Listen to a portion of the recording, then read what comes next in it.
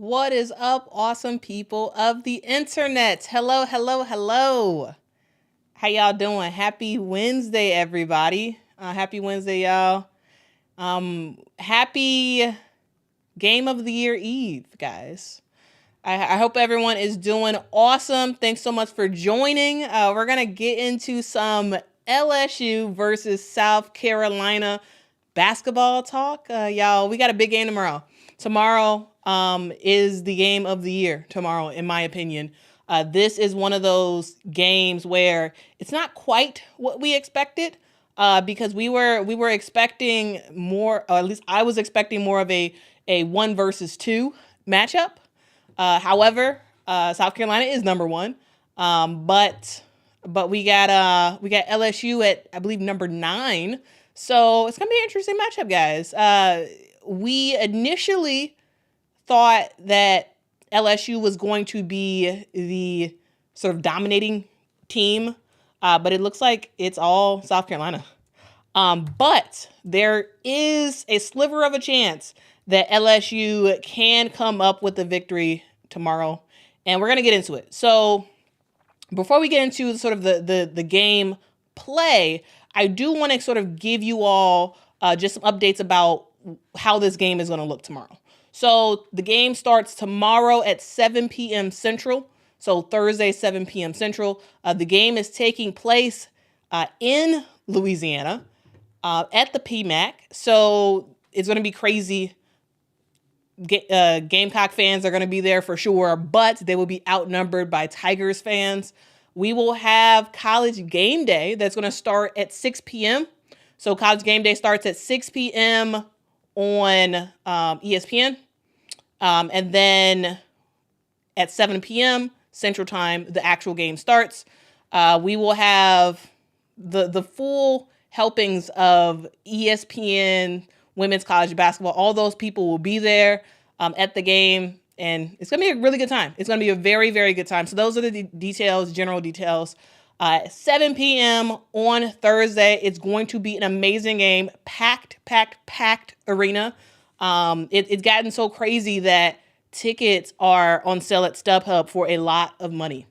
So if y'all have not gotten your tickets yet, you're going to pay a lot of money. If you actually want to go to this game, you're going to pay a lot of money to watch this game. I'm going to see if I can pull up the StubHub tickets because, you know, it's pretty expensive. It is very expensive. Let's see if we can find those tickets, because I was seeing some prices and I was like, wow, really? But how y'all doing though? I see lots of South Carolina fans in the chat. Lots of South Carolina fans.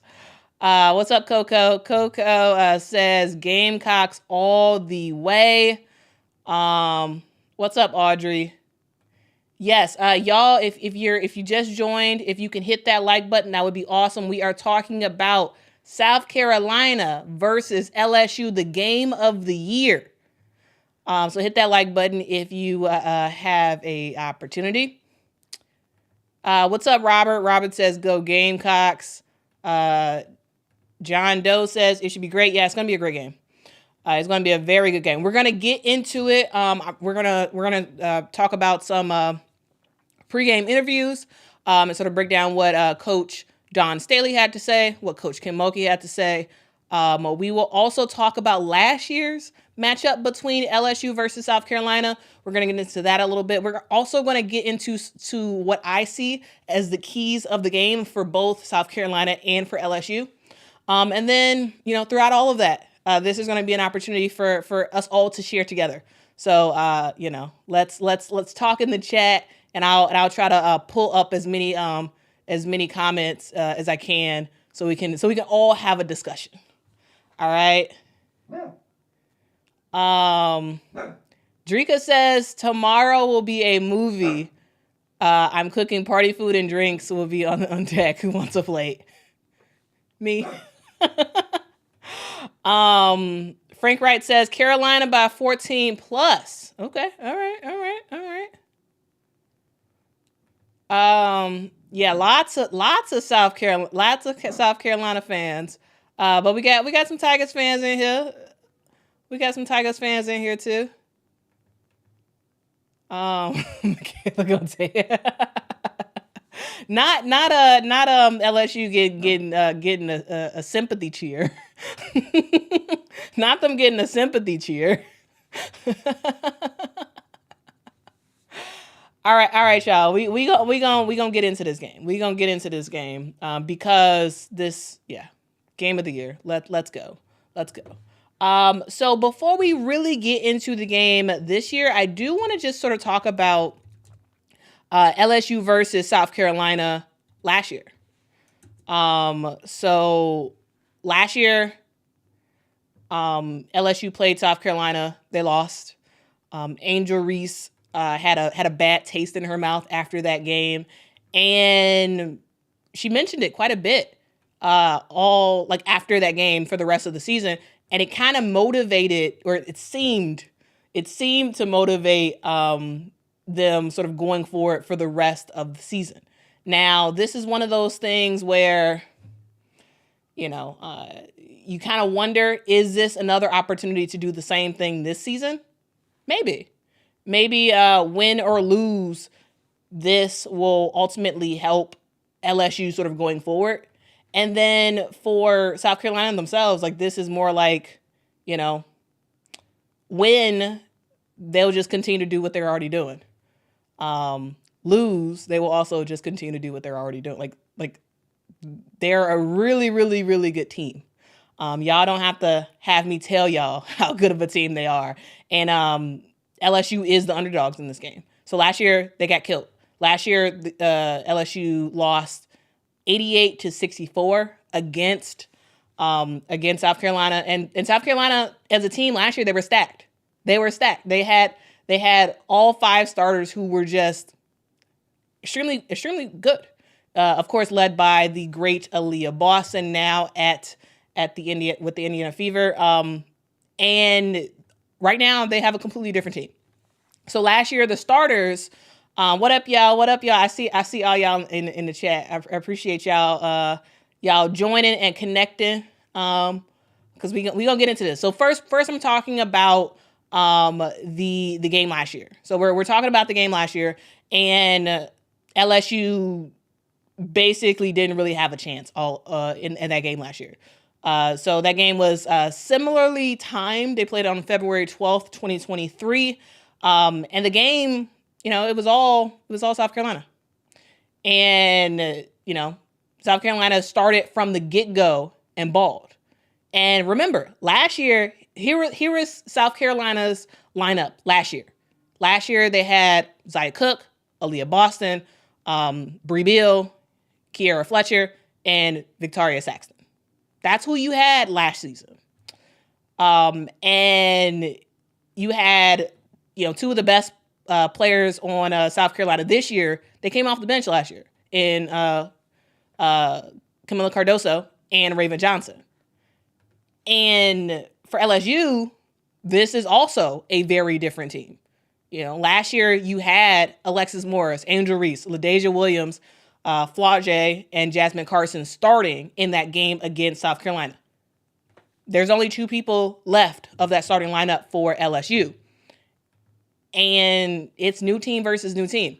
South Carolina is a team that was called to sort of be in rebuilding times this year, but there's nothing that, this team has been rebuilt over the summer. They've been retooled over the summer, and they're looking very good. This is a team that wasn't much of a threat last year from the 3. This year, South Carolina can get some 3-pointers off. LSU is a team that last year they sort of, they could get some stuff in the perimeter. They can get to the basket. You had Angel Reese that was just always in the paint doing some stuff. Shout out to this is such a funny name. Shout out to I Am a Pink Devil for giving a super sticker. Thank you so much for that. The super sticker is a pear character lying on the side of the road, raising his arm, saying, "How's it going?" Well, it's going well. It's going well because we're talking about some LSU versus South Carolina basketball, y'all. I just sort of talked about last season when LSU matched up against South Carolina. The teams are very, very different from last year to this year. And that's something that you have to worry about. That's something that you have to worry about because South Carolina, they're a complete team and they have depth. Like they're a deep, deep, deep team. And that's something that LSU does not have. LSU does not have a deep roster, you know? And so key, which we're going to get more into that in a second, but a real key for this game for LSU is to not get in foul trouble because foul trouble, it's over. It's over because you don't necessarily have the players that can sustain and make it work for this team if they get into foul trouble. So that's going to be a huge, huge, huge key to the game. I do want to share what Coach Don Staley and what Coach Kim Mulkey had to say earlier today. They were both interviewed earlier today prior to the game, and we're gonna listen in to what first we're gonna go to Kim Mulkey, and then we're gonna go to Don Staley, what they had to say. So let's go into that real quick. Nope. Wait. Okay, here we go. All right, so let's get into what Coach Kim Mulkey had to say at today's presser. Oh, actually. With their ability to shoot the three-point shot. Well, you just answered half the question. Obviously, they don't have the players that they had last year. They lost a lot, but South Carolina just reloads. Those players that they have played their roles last year, and some were starters. They just put next man up, and they do shoot the three ball. They have transfers, Paopao leading them in scoring. So you just have to hope they miss some of those because we have our hands full with Cardoso being as tall as she is. We don't have anybody that can match that size. So that's what Coach Kim Mulkey had to say about playing this sort of a new roster of a team with South Carolina because they are very, very different than the team that LSU played last season. And she's right. And what I will say, I'm not going to play the whole interview with Kim Mulkey, but it kind of felt like she was hedging. Let me know in the comments if you watched this whole press conference. It kind of felt like she was sort of hedging on the fact that she's like, hey, we might lose this game. Like it kind of felt like that was her sort of MO in that entire press conference. We're gonna get to some more comments that she made during the press conference, but really she's right. This is a very different team than the team that they faced last season, and you know she's kind of like, you know, this team can shoot the three. This team, not only can they shoot 3-pointers, but you have Kamilla Cardoso that's just you can't stop her. So in my opinion, let me know in the comments what you all think, but in my opinion, it really felt like Kim Mulkey didn't feel as confident in her team. It really felt that way. It really, really did. Let me know what y'all think in the comments. Joylyn says she's definitely not confident. Shree said, I watched the whole press conference and she definitely was hinting at, yeah, it felt like that. It felt like that. Next day I watched the whole thing. Yeah. LSU is the underdog. RC says she's trying to alleviate the pressure. Yeah. Yeah. I agree with that. I do agree with that. I do. Ooh, Alicia, thank you so much for the super sticker. The super sticker is a pear character looking at himself in the mirror saying, "Thanks for being you," with hearts popping out of his eyes. Oh, that's awesome. I love the way this thing describes what's going on. But I appreciate you, Alicia. Thank you. Randy, yes, that's what she was giving. That is the energy that Kim Mulkey was giving. She was giving, don't get y'all hopes up. We're gonna do our best, but don't pretend I didn't basically tell y'all that this is gonna be an uphill battle for us. So I think that's a real thing. That is a real thing. So there was another clip that I really liked that she said. So we're gonna get to another clip of Kim Mulkey talking. And again, after we do Kim Mulkey, we're gonna go through Dawn Staley's presser and sort of talk about what Dawn Staley had to say before this game. Dawn Staley, it felt like she was way more confident in the fact that her team is going to win, and she was sort of kind of being more polite with it. And whereas it felt like Kim Mulkey was sort of trying to hedge her bets. But we're gonna get into more commentary. What's your thoughts? I don't really look at it that way. I look at it as South Carolina has not been beaten. South Carolina is as good, in my opinion, as they were last year with new players. No one seems to have found the formula to beat them. And just like we will try to do the same thing a lot of teams do, and that's try to upset them. We're the underdog. I love underdog roles. And I know that it'll be one heck of an atmosphere, and it's going to be good for us. It's going to be good for South Carolina. It's going to be good for the SEC, and overall good for women's basketball. So according to Kim Mulkey, LSU is the underdog in this game. They are, I mean, and technically, they kind of are, because they're a team that is not number one. They're playing the number one team in the country. So, so she's saying they're the underdog. And Dawn Staley was asked a very similar question about who the underdog is. And I want to get into what she said, because yeah, we're gonna get into what Dawn Staley had to say.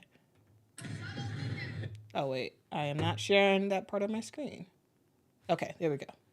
In a game like this, Dawn, who has more pressure? You guys are number one, but they're the defending national champions at home. So who kind of goes into this game with more pressure on their shoulders?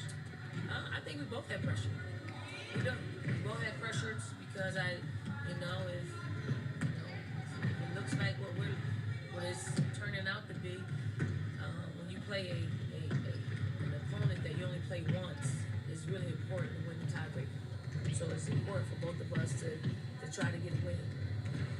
I think it's a little bit more pressure on them at home, being at home, and sell out all the festivities that are happening in Baton Rouge and around the game. So for Kim Mulkey, she believes that the Tigers are the underdogs. And then for Dawn Staley, as you just heard her say, kind of both ways a little bit. And then, but then also, it's a little bit more pressure on LSU because, yeah, they are at home and they're the defending champs. So we have champs versus champs. We have the team who won last year in LSU, and then we have the team that won 2 years ago in South Carolina. We have SEC versus SEC, the biggest game of the year, and it's going to be a battle because while, Dawn Staley, I would say it was a bit generous to LSU in saying that they have more pressure than South Carolina does, because I really do feel like in terms of like the team that everyone probably thinks should win, it's South Carolina. They're the better team overall. We're gonna get into the keys of the game, and we're gonna break down sort of what LSU needs to do if they have a chance of winning. But the pressure's on South Carolina, in my opinion. The pressure is on South Carolina because they are the better team. They're the better team by far. Not by far, actually. Let me take that back a little bit. They are the better team, and I think there's more pressure for them to win. Yes, LSU is at home. Yes, they are at home. But and that will help them. That will give them a boost and help their confidence a little bit. But to me, it's on South Carolina to win this game. To me, it is because they're the better team. And LSU is not the team that we expected to see, or at least I expected to see this season. They're not the team that I expected. South Carolina's not either. They're way better. South Carolina's way better than I expected them to be, and LSU is not as good as I expected them to be. Let's get into some of y'all comments. So the game is at 7 p.m. Central Time. I don't know where you live, but 7 p.m. Central Time. The game is going to be on ESPN, not ESPN2, ESPN. So hopefully y'all have ESPN and can watch that game. Virgil says Carolina needs to play as they have all season. This game isn't bigger than any other game. Stay poised and defend the ball. Yeah, I think that's the message that Dawn Staley's telling her team. I think that is the message. This is just a game. This is just another game. Let's see. Kobe says, it's so hard to find objective commentary on this game. No matter how hard y'all try, that South Carolina bias always jumps out. Do you think I'm biased for South Carolina? I don't know. Do you think I am? I don't think I am. But Robert thinks I am biased for LSU. I sure think you're going for LSU, Quita. So I don't know. Some of y'all say I'm biased for LSU. Some of y'all say I'm biased for South Carolina. I mean, you can't win for losing. I don't know. But I do know one thing. We have lots of folks in the chat. Thanks so much for hopping on. We got 247 people joining, but we are at 72 likes. I have a favor for everybody. I would love to see it if we can get to 150 likes. That would be really, really awesome. If you can hit that like button, that would be great. Please hit that like button. It helps more people find this channel. And we're going to get into some more talking about South Carolina versus LSU. And we're gonna actually start to get into sort of player by player matchup. And we're gonna start with who should we start with? Should we start with LSU first, or should we start with South Carolina first? So I think we are going to start with South Carolina. Yeah, we're gonna start with South Carolina. But first, shout out to Frank. Thanks so much, Frank, for the super chat. Frank says, I got LSU with the upset. Okay. All right. We'll see, Frank. LSU has an uphill battle, but as we have seen this season, anybody can get got. Anybody, regardless of who you are, you can get got and you can lose. So hey, and who isn't down for some chaos of women's basketball? Who isn't down for that? Virgil says Quita is biased for Iowa for sure. I am. Okay. I don't know. I in the almost a year that I've been doing this, I have been accused of being biased for everybody, it seems like. But my bias lies with the Chicago Sky. I want you all to know that. That is the only team that I truly actually cheer for. Other than that, I love, when it comes to college basketball, I love chaos. I do. I want upsets. I do. I love upsets. So usually the best team, I tend to want the other team to play well and to be close enough to win, because who doesn't love an upset if you have no favorites? And I went to a small school, so I have my school, the college I went to will never ever be known for basketball, and so there is no allegiance. I don't really care who wins and who loses, but y'all, I do love me some upsets. I do. I have to say it. I do love me some upsets. But first, we're gonna get into South Carolina. We're gonna get into their roster because, y'all, they have a deep roster. Y'all know this. It's not like I'm telling you something that you did not know. Spoiler alert: South Carolina is deep. They are very deep. They got a really good team, and we're gonna get into their players. We're gonna start talking about South Carolina players, and we're gonna start with actually, first, before we do that, shout out to Aubrey. Shout out to Aubrey for the super chat. Appreciate you, Aubrey. Aubrey says, Quita, I think LSU might have a chance in this game. The key will be Del Rosario and Janae Kent off the bench.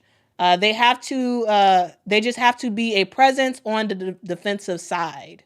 Yes, we're gonna get into Del Rosario and Kent in a little bit. But yes, I absolutely think they are the key, because LSU doesn't really have a bench that really plays like that. And so I think when Del Rosario comes in the game, she's going to have to be really good.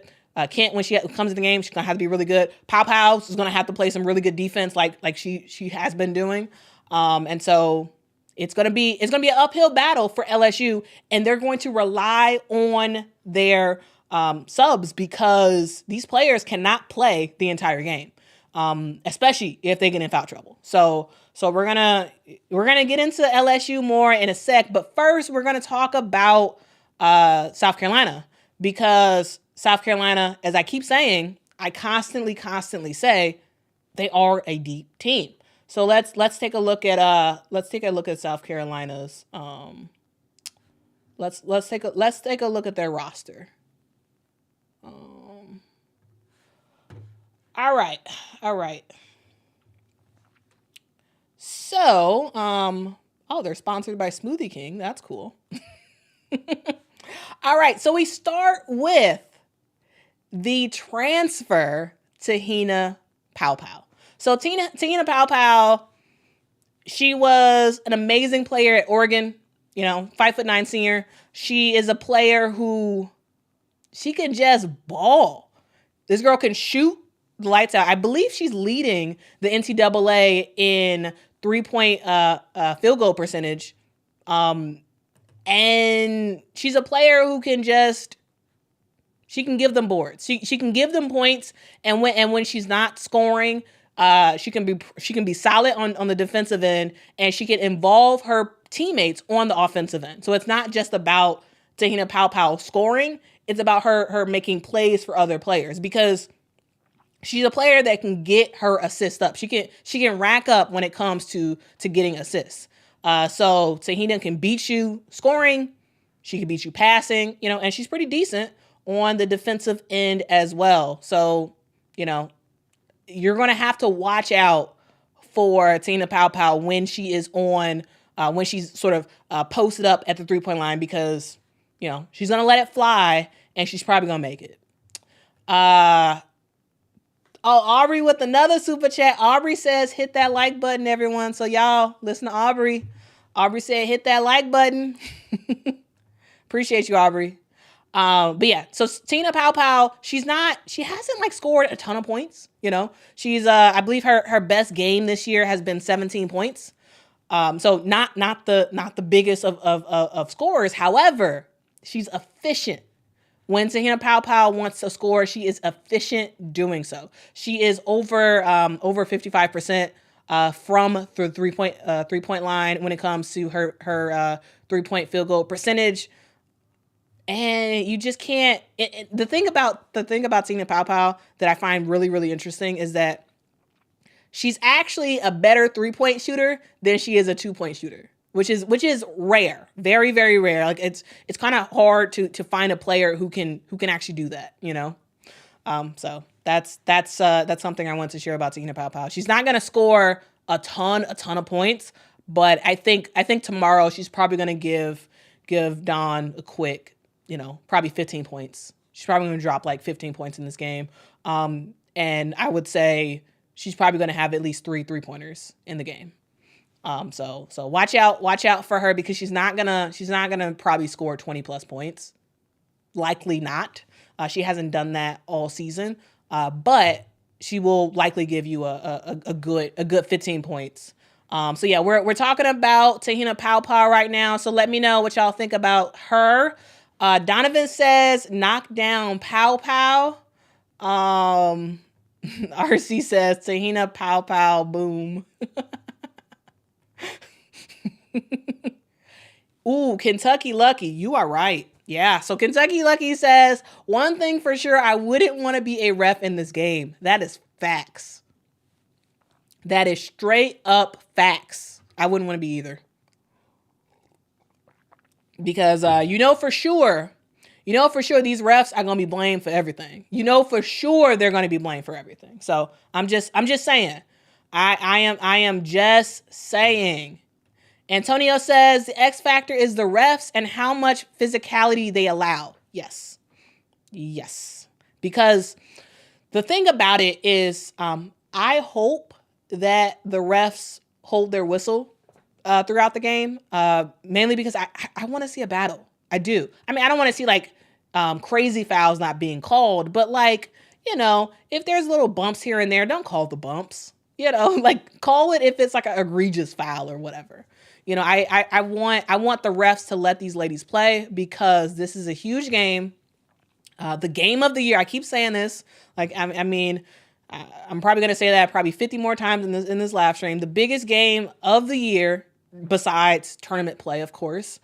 And you don't want the best players to be on the bench. You don't want Kamilla Cardoso with 2 quick fouls in the first quarter. You know, same thing for Angel Reese. You don't want that. You want the refs to allow these players to play. Of course, not to be crazy and really knocking people over and whatnot, but you want them to be able to play and not be afraid of getting fouls, you know. Let's see. What else y'all got to say about Te-Hina Paopao? I believe you're talking about Te-Hina Paopao. She is effective. Very, very effective. Yes. Hello there. Yes. I think you have a point there. I really do. I think you have a point. Yeah. Te-Hina Paopao is her. Yeah. Very, very good player. She is a bucket. Mr. J says this is a game where Paopao may have increased minutes or so. Her scoring may be up. Okay. Yeah, she's really good. She is really, really good. So we'll see. We will see what Te-Hina Paopao does.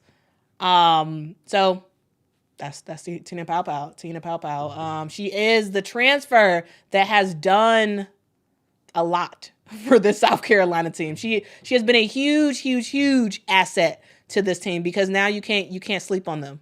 You can't sleep on them anymore. You can't sleep on them at the 3-point line. You know, you could last year. Yeah, you could. This year, nah. Next up, I'm not going to talk about all the players for South Carolina. I'm just going to highlight a couple that I think are going to be huge for this team tomorrow.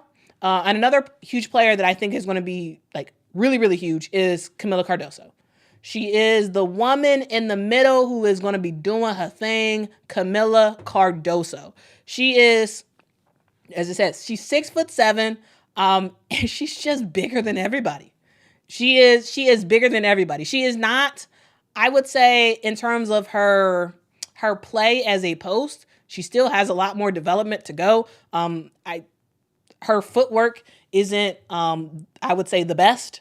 Also, she misses some bunnies at the rim, and sometimes I'm like, wow, like you got to make that, But overall, Kamilla Cardoso is dominant. She's a player who can block shot after shot after shot. She's a player who can so just sort of be disruptive on the defensive end. Even if she's not blocking your shot, she's altering your shot. She's making you make different decisions. Offensively, yeah, she's gonna miss some shots. She's gonna also make a bunch of shots as well. Overall, I think she's gonna be very, very good in this game. She's gonna be pretty efficient.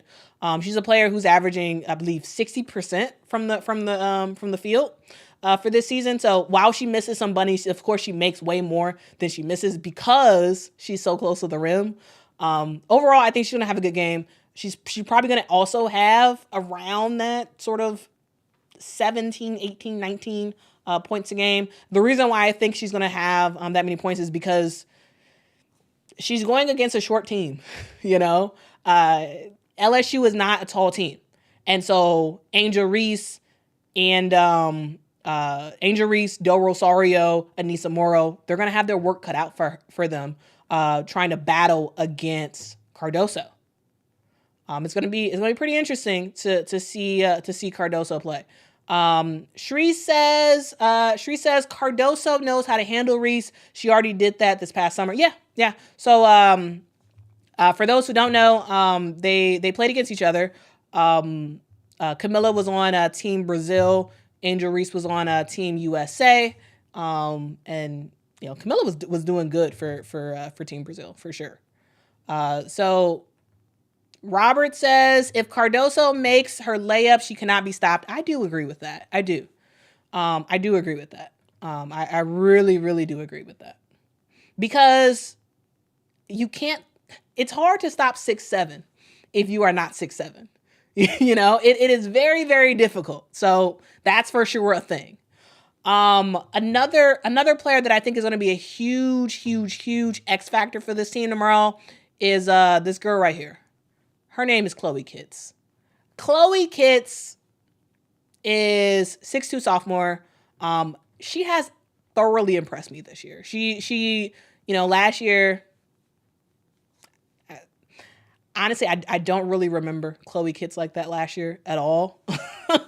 But this year, she's been for sure on my radar because she's been playing well. She can get sort of like a fadeaway floater type shot up. She can get to the basket when she needs to. She makes smart decisions. She's pretty efficient from the field.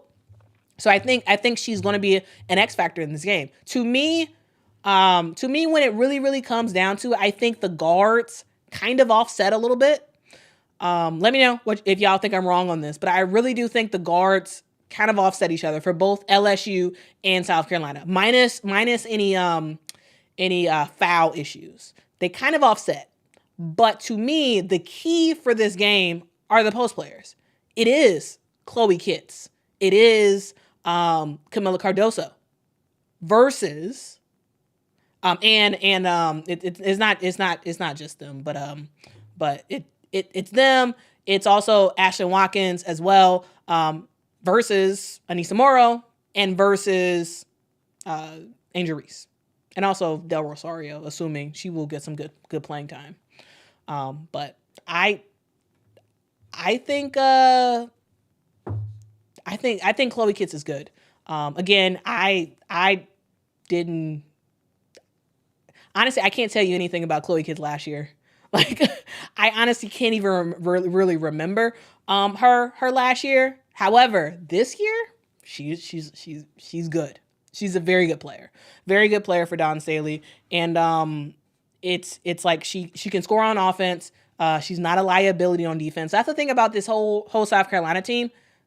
They're all like solid on the defensive end. And so that's something that you kind of have to watch out for if you are LSU, because you really have to play team basketball to be able to beat this team. Who do I think Chloe Kitts is gonna guard? I think she's gonna guard Anissa Morrow.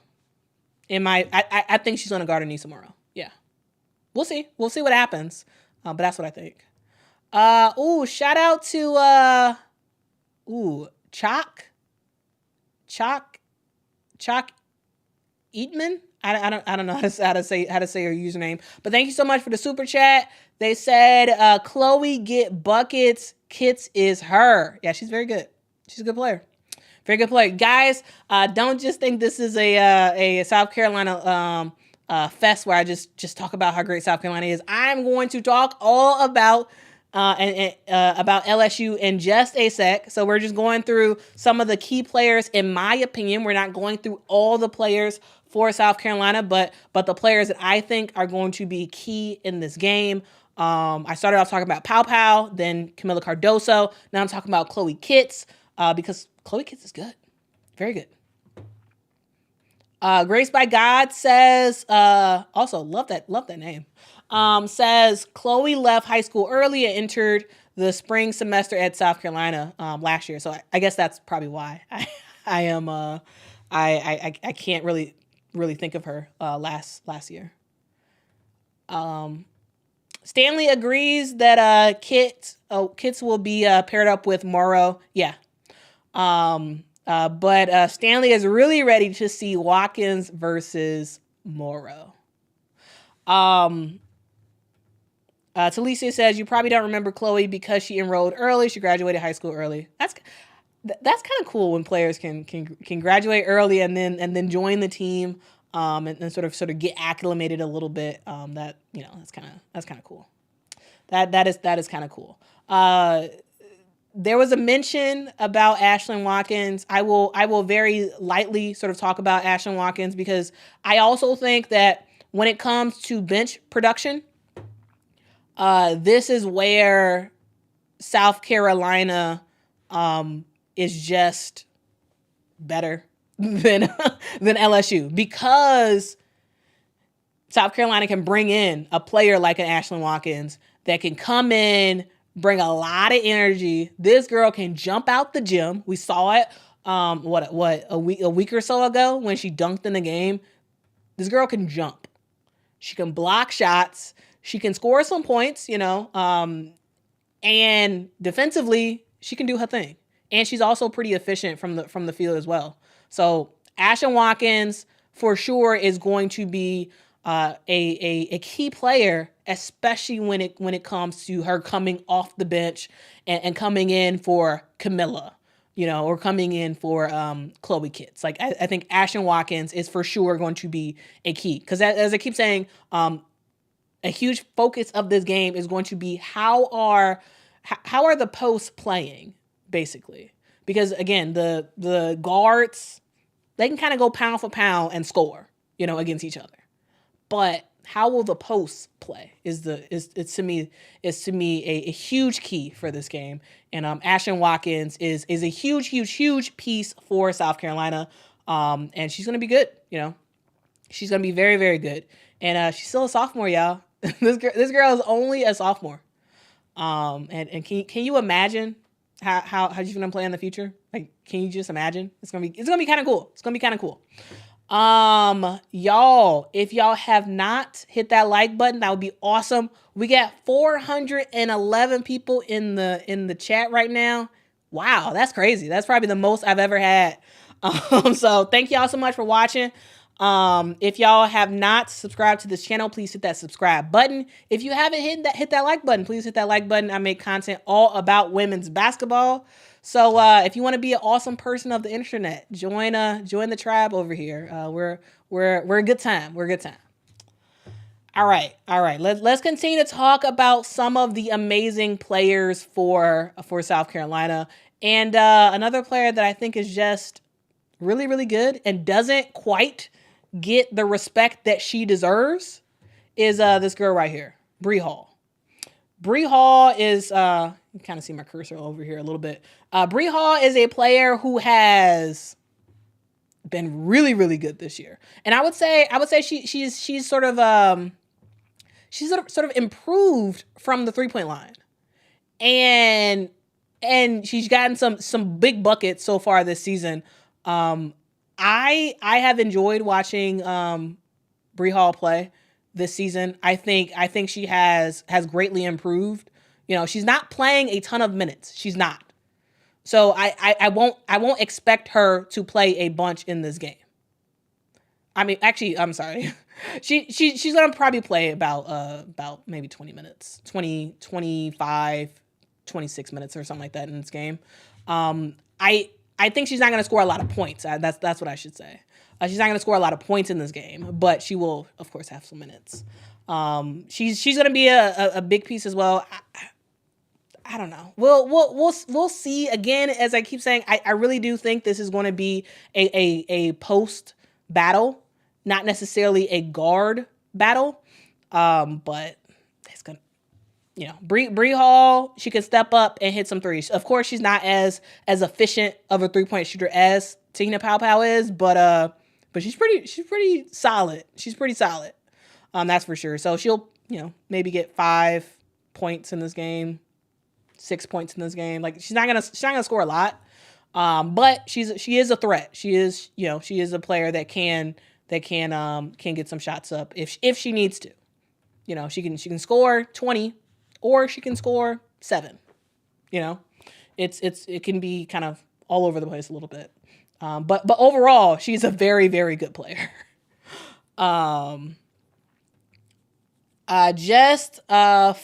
For fun, Marie says Breezy is a defensive beast. Yeah, that's facts. I mean, that's also something that you can say about a lot of these players on South Carolina. Stanley believes that Bree Hall is going to take Williams to the rack. Okay. Tony says Breezy will drop 14 to 18 points. Okay. All right, we'll see. We will see. We will see what happens. Yeah, so we'll see. Yeah, Tony says Bree averages around 13 a game. Yeah. But also she's had games where she, you know, didn't have that many points as well. So I think I don't think she scores a lot in this game. I really don't. I mean, I could be wrong, of course, you know, my opinion, but I don't think she scores a lot in this game. But as always, we will see what happens. We will see what happens in this game. What else y'all got to say? Oh, there we go. Antonio says, if you can't play defense, you can't play for South Carolina. Yeah. Yeah. I think you're right. I do think you're right. So there's a lot of talk about MiLaysia Fulwiley in the chat. So we're gonna talk about her a little bit. We're gonna talk about MiLaysia Fulwiley. So yeah, I think that she's gonna have a great game. I do. I think that she will have a really good game. She once again is another person who can jump out the gym. She can jump out the gym. She has a lot of energy. Sometimes I feel like she has too much energy at times. You know, sometimes it seems like Don Staley has to take her out and get her to regroup. But overall, you know, I think she's going to play well. We'll see how many points she has. But you know, I think she's going to play well. She's going to bring a lot of energy to this team. And she's just a player that you can take off the bench and just say, hey, go do your thing, you know?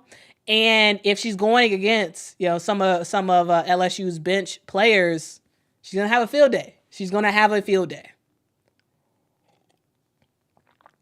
So yeah, those are some of the players that I wanted to talk about. I'm not going to talk about everybody. So, you know, sorry. I don't want to be on this live for a crazy amount of time. But yeah. So to me, some of the key players to watch out for tomorrow for South Carolina, it's going to be Te-Hina Paopao. It's going to be Ashlyn Watkins, Kamilla Cardoso, Chloe Kitts, Bree Hall, and MiLaysia Fulwiley. Raven Johnson, of course, is another player to focus on as well. Their point guard, you know, very good as well. But those are the players I wanted to focus on. So yeah, let me know what y'all think about these players in particular. We're going to talk a little bit more about South Carolina, and then we're going to move over to LSU to talk about LSU's roster and what we can expect to see from them tomorrow. So when it comes to South Carolina, to me, the focus of this game is just play your role. To me, that's the game plan. Play your role. Act like this is like just another game, because it is. Yes, there's going to be lots of fanfare and whatnot in that's going to be happening for this game. However, play your role. Play your role. Play the defense like you normally play. This team, I believe they lead the SEC in the field goal percentage against them. Because their defense is so tough. I think that's what you do. Play your role. This is just another game. Play the defense like you normally do, and also don't get in foul trouble. That's to me that's it. I mean, they if they do those things, they kind of, I mean, they're likely to come up with the victory. So we'll see what happens. We will see what happens for South Carolina. Let me know, guys. Do you have any other sort of keys to the game for South Carolina? Let me know your thoughts in the comments below about keys to the game for South Carolina. So let's get into some of y'all comments. Let's get into some of y'all comments. I'm not going to pronounce that username because that is long. This person says, Breezy will score more than 10 in this game. They're going to leave her open. Well, we'll see. We will see. We will see what happens on that front. Jordan says, will this game have more views than last year's matchup? Yes, absolutely. Yeah, I think so. I think so. Yeah. Yep. It's gonna have a lot. It's gonna have a lot of views. It is going to have a whole lot of views. All right, guys, we are going to. Antonio says number 1 defense and number 3 offense for South Carolina.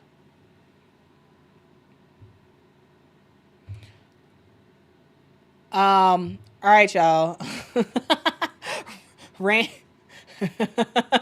Randy says South Carolina is going to put belt to beep tomorrow. Oh, man. Hello there says, are you taking the over or under for, I assume that's Aaliyah Del Rosario getting more than 5 minutes this game? I don't know what over and under really means for gambling stuff. Like I don't know, but to not to answer the over or under, but I do think she gets more than 5 minutes in this game in the game tomorrow. I do, and the reason why I do is because I really think that either Anissa or Angel are going to get in foul trouble, and coach is not going to have a choice but to play her. So, yes, she's going to have more than 5 minutes in this game, in my opinion. Is that over or under? I don't know. But yeah, she's going to have more than 5 minutes.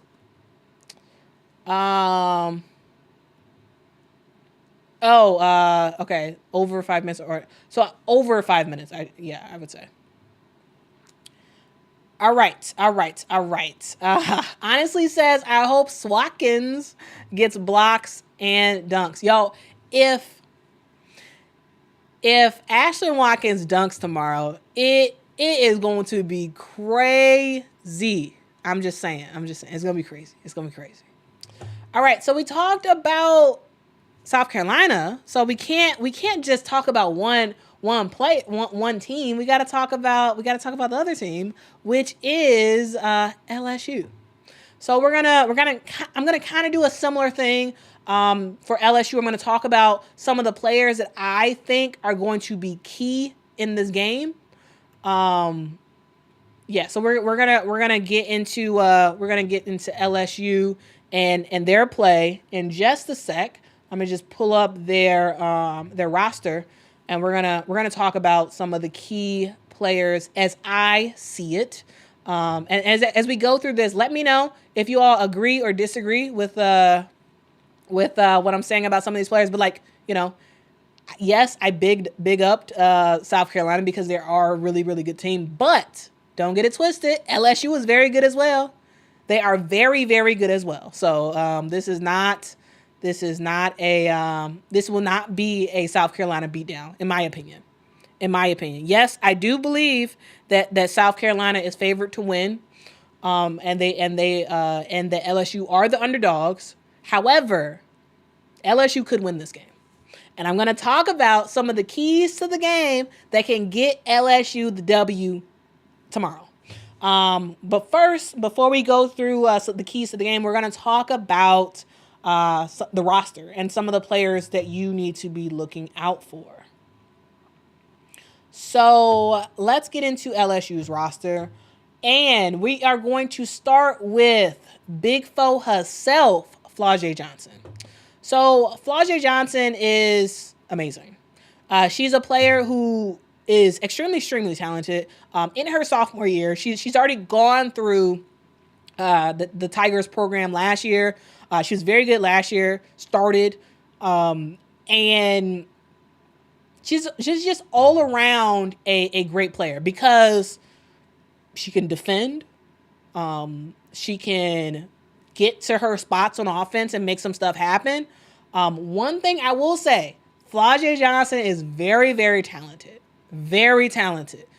However, a critique that I have about her game and something that I believe she has to do differently tomorrow is that this girl has to pass the ball. She has to pass the ball. If LSU is going to be successful, Big Four needs to pass the ball. And this is one of those things that I have seen from her in a couple games where I'm just like, come on, girl, pass it, But I think that's an issue for like LSU as a whole. They're not necessarily passing the ball. It's not sort of a clean offense. And it's not a flowing offense. It's kind of stagnant on whoever has the ball. So to me, that is key. If Flau'jae Johnson can pair her great defense with her scoring ability and passing the ball, to Angel when she's open, to Anissa when she's open, to me, that's a key. That's a key for this game, is for Flau'jae Johnson to play her game and also pass the ball. So to me, that is something that is very key. Let me know what y'all think. Have y'all noticed that that's an issue for LSU? And this, I'm specifically talking about Flau'jae in this example because I feel like I notice it more with her, but the whole team does it. The whole team does it. But yeah. Let me know. RC, you wow. RC, you are wild. RC says, okay, y'all hear my dog barking?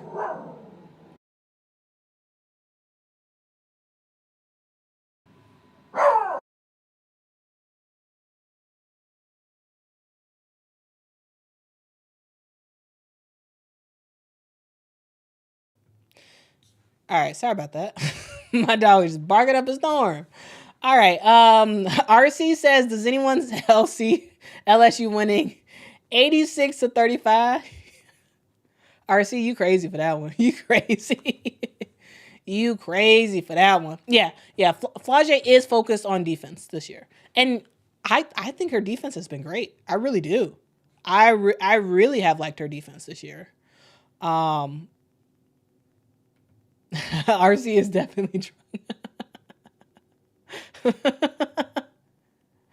Oh man, that's funny. That is funny. Hello there says, trust me, all LSU fans have noticed this with Big Four. Yeah, the passing thing has been a thing for sure.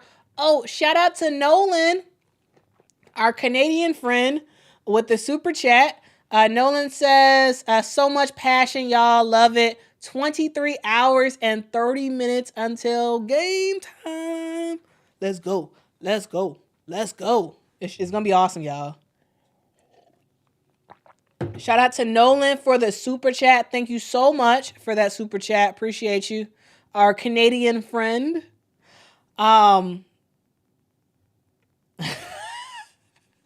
Kyra, I love how you remembered my dog's name. I love it. Or maybe I said his name. I don't know. If I didn't say his name, that means you remembered from last time that I talked about it.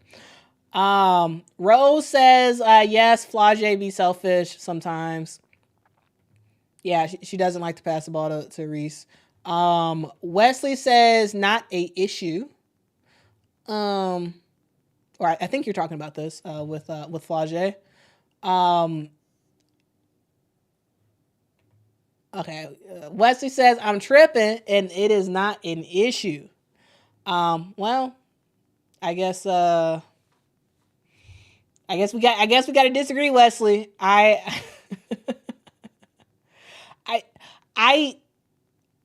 really like Flage's game, but I just think there's some times where she wants to sort of do it herself. She wants to play hero ball a little bit, and that's fine. That's fine to do sometimes. But also, I think you also need to pass as well. Yes, she does pass the ball. It's not like she never passes the ball. But there are some times where it's like, to me, it's the obvious choice for her is to pass the ball, and she doesn't. So But, with that being said, Flage Johnson is still an amazing player. She just can, hold the ball and keep it to herself for, sometimes. And she, in order for this team to be successful, you can't be selfish on the court. You can't. Vivi said the dog even knows LSU will lose. There's yours saying you're so over that dog. No, I love my dog. His name is Mr. President. I named him myself. He was born on the 4th of July, so I've got to be patriotic a little bit. But sometimes this dog be barking so much. It's just like, come on. Oh, we got another shout out. Shout out to Daryl Anderson with the super chat. Thank you so much, Daryl. Appreciate you.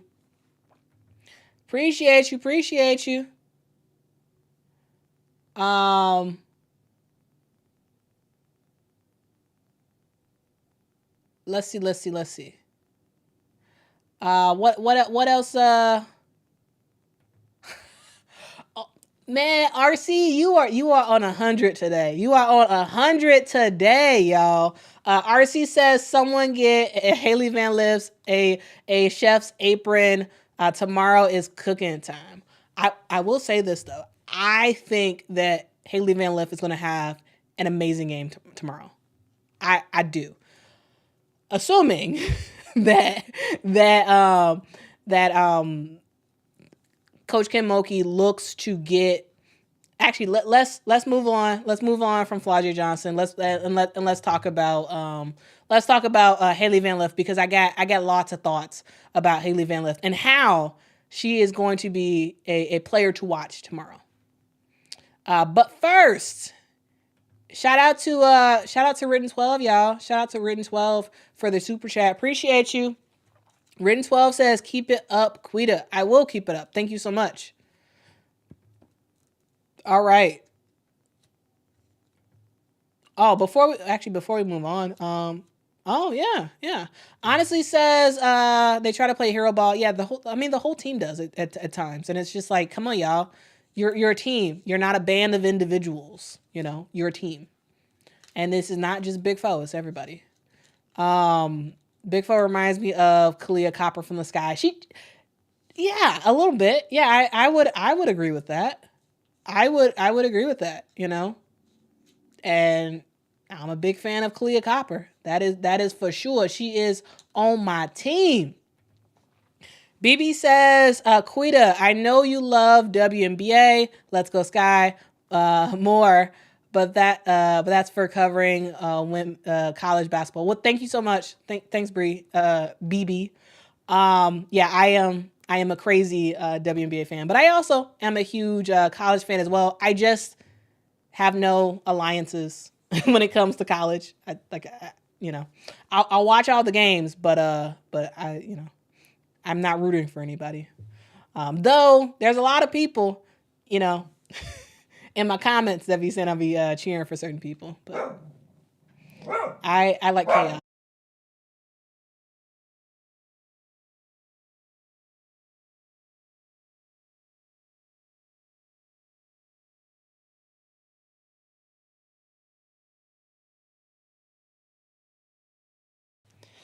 All right, so let's move on to Hailey Van Lith because, to me, Hailey Van Lith is going to be a player to watch in this game.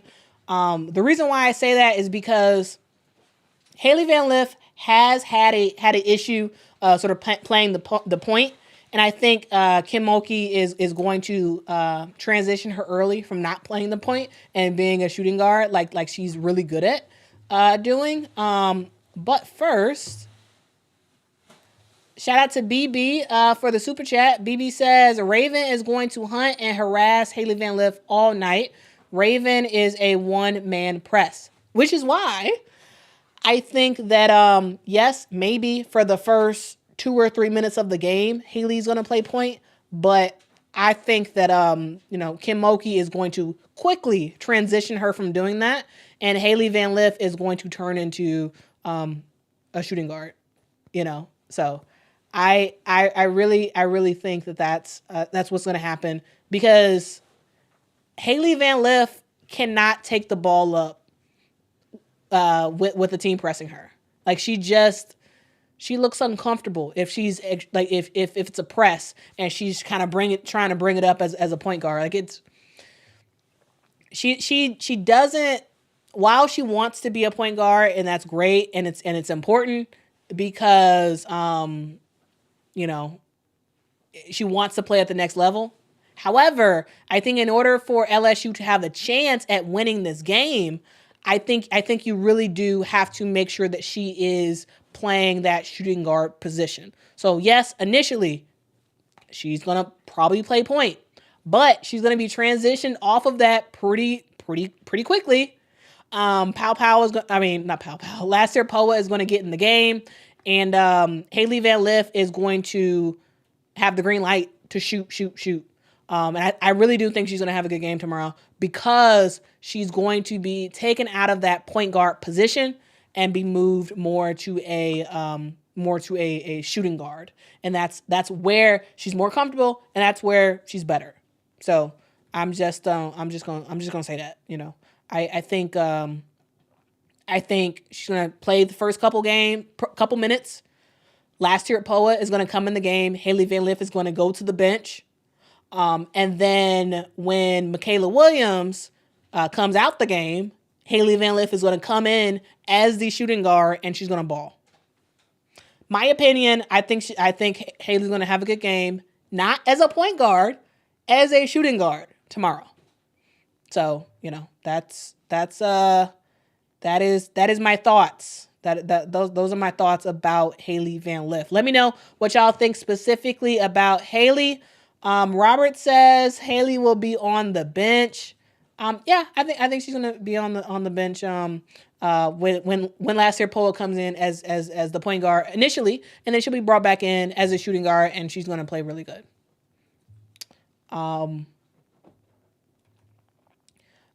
DeJour says that's because of defense. Hailey Van Lith should be the 2 off the bench. Either that or deciding to bench Michaela Williams, having her come in off the bench and destroying the second unit of a team. You know, one or the other. But yeah. Chideza,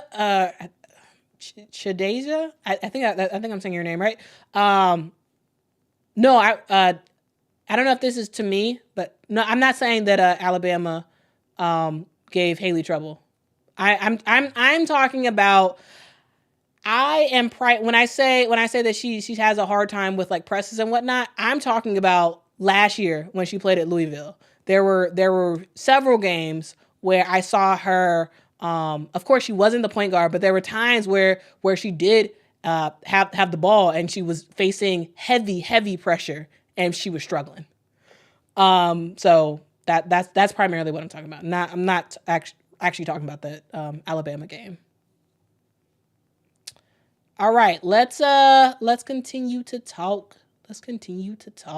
Catherine says the South Carolina guards are too big and fast. They are. But I do believe that the LSU still has a way to beat South Carolina, in my opinion. Wesley says last year Poa is going to slow South Carolina down. I do think that that last year Poa is going to do a good job. I think she's gonna do a good job because last year Poa can play some defense. You know, she can draw some charges. You know, she can make the right passes. For the most part on offense. Yes, she has had some crazy passes this season that sometimes I was just like, what? But overall, last year Poa is a really good player. She can be a good guard, good point guard for this team, and I think she is going to play the primary minutes at point guard. I also think that it could be that Coach Mulkey decides to experiment a little bit and maybe having Michaela Williams be the point for some points of this game, but we'll see. We'll see what happens. We will really see.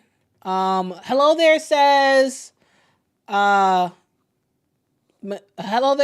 last year Poa has never played over 20 minutes in an SEC game so far this season. Do you think Kim Mulkey is really going to not stick with Hailey Van Lith at point guard, or Poa really going to have the most minutes she's ever played? So here's the thing. I think that Kim Mulkey wants to play Hailey Van Lith as the point guard for the majority of the minutes. However, I think the way the game is going to transpire and the way it's going to all shake out, I don't think she's going to be able to. So I don't think she's going to be able to play Hailey Van Lith at the point guard position for the majority of the game. Like unless Hailey Van Lith has the best game of her career, and like fully really takes care of the ball, is able to handle pressure, is able to make the right reads on offense. And as long as she doesn't get killed on defense, I think coach is going to have to pull her at point guard. We'll see what happens, but I think she's going to have to. She doesn't want to. And the problem with LSU is that they're not deep. This team isn't deep. You have Samaya Smith out for the year. Samaya Smith was phenomenal for this team. She's out. And a lot of the other players on this team don't play. Like Kent, will play a little bit maybe. But she's not going to get a ton of minutes. She's a freshman, So I think, she hasn't even played, I don't even think she's played over 20 minutes this game. This season. Kent, I don't see her getting a ton of minutes. She's probably going to get, maybe, I don't know, 8 or 9 minutes in this game, if that. Because they don't have. This is one of those circumstances where I guarantee you, Kim Mulkey is like not as happy with the roster that she has, because you had a little bit of depth on your team, a little bit.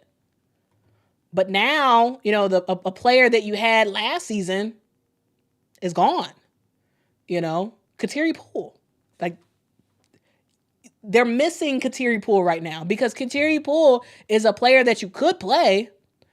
Kateri Poole, wasn't the best player in the world. However, you could rely on her to come in and do something. And they don't really have that. And that's going to be tough for LSU, because they don't. It's hard, because who are you going to go to on your bench? Of course, Kim Mulkey wants to probably go to a couple of her bench players, but who do you really have? Like, Velez isn't going to play in this game. Bartlett's not going to play. Samaya's out. Last year Poa, yes, is going to play a lot. You have Del Rosario, who's going to play a good amount of minutes, quite a bit of minutes. Kent plays a couple, but they don't really have a bench like South Carolina has a bench. So that's the thing. Judah Wise says, "Are you a LSU fan, Quita?" I am not. I am a fan of women's basketball and the Chicago Sky. Gotta always mention the Chicago Sky. But no, I'm not. I mean, sure, I don't dislike them, but I don't root for them. No. Eddie says LSU has played mostly community colleges. South Carolina has already been tested and won. Yeah, sure. Though, put some respect on community colleges' names. Though, I mean, they haven't played community colleges, but put some respect on the schools that they've played already. Of course, not the biggest of talented teams that they've played, but I think that they're going to step up for this game. I really do. I really, really, really do.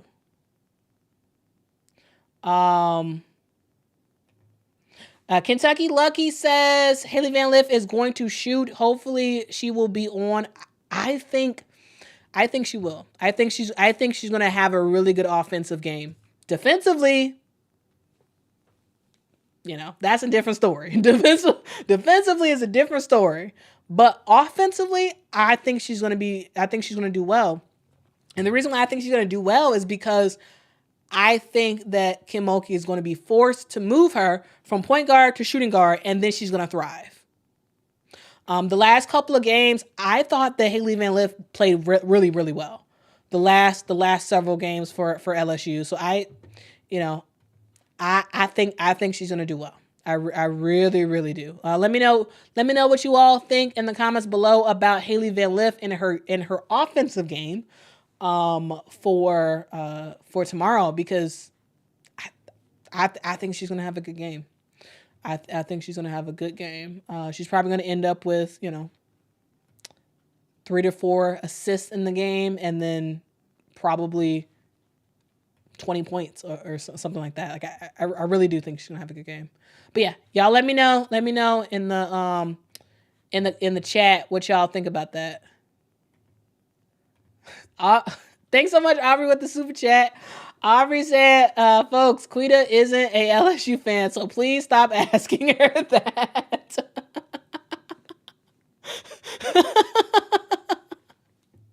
Yes, please, but Aubrey, it seems like people people aren't listening. People are not listening because Cameron seems to believe it is so obvious that I am pulling. So it's obvious I'm pulling for LSU.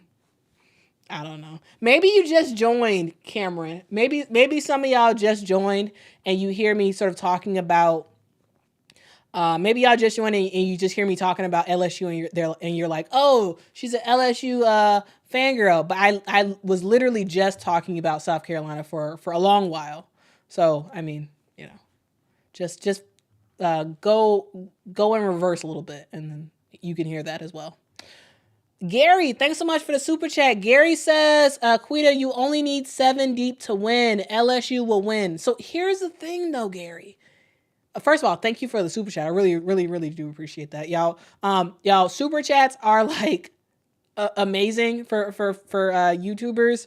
So I really do appreciate the super chats. A good amount of my videos gets copyrighted because I use clips.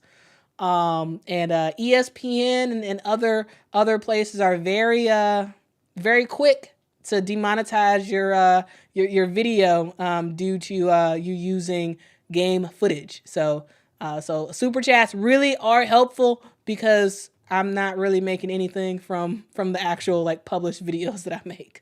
So I really do appreciate the super chats. They are greatly appreciated. So Gary, to sort of talk about your point, yes, technically you only need 7. 7 deep you can win with. However, South Carolina is a team that is just, they have depth. And I always say that word wrong. They have depth. And Don Staley can rotate players in. If a player gets tired, you can bring them in. And LSU doesn't have that. LSU can still win this game. I still believe there is a path for them to win. Of course, I believe it's a better path for South Carolina, but LSU has a path to win, and I'm going to talk about some of the keys to the game that can get LSU the victory because there is a path for them. Absolutely, there is. But I think it's a hard uphill battle for LSU because you have to deal with the refs. If LSU does not get in foul trouble, yes, they can make the 7-man rotation work. Yes, they can. If they get in foul trouble, if Flage gets in foul trouble, or Poa is in foul trouble, or Anissa Morrow, it makes it very difficult for LSU to make it out with this game. It makes it very difficult. Not impossible, but difficult. Shout out to Michelle for the super chat. Really appreciate it. I really appreciate that super chat, Michelle. Thank you so much. Michelle, who are you rooting for? Let me know who you're rooting for in the comments below. But yeah, I think there is a path. However, it's gonna be difficult if you get in foul trouble. It's gonna be very, very difficult. Some other players that I think are sort of keys to the game is this woman right here. This Chicagoan that goes by the name of Anissa Morrow, y'all. Anissa Morrow is really good. I have enjoyed watching Anissa Morrow play this season. I've enjoyed watching her play, last season and the year before that at DePaul. She's a player who can ball. And I think she has found her path on this team. And she has found ways to be very effective for this team. Now, here's the thing. What I have noticed that I don't like, but what I have noticed is that there has been some times in games where they don't pass Anissa Morrow the ball. And there are some times where I'm just like, come on, y'all. Give it to Anissa. Give it to, like, They may look for their, like, the guards may be looking for their own shots, or maybe they give it to Angel.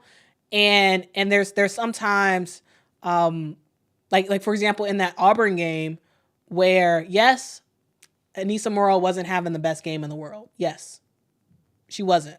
However, sometimes it's just like they're not looking for Anissa.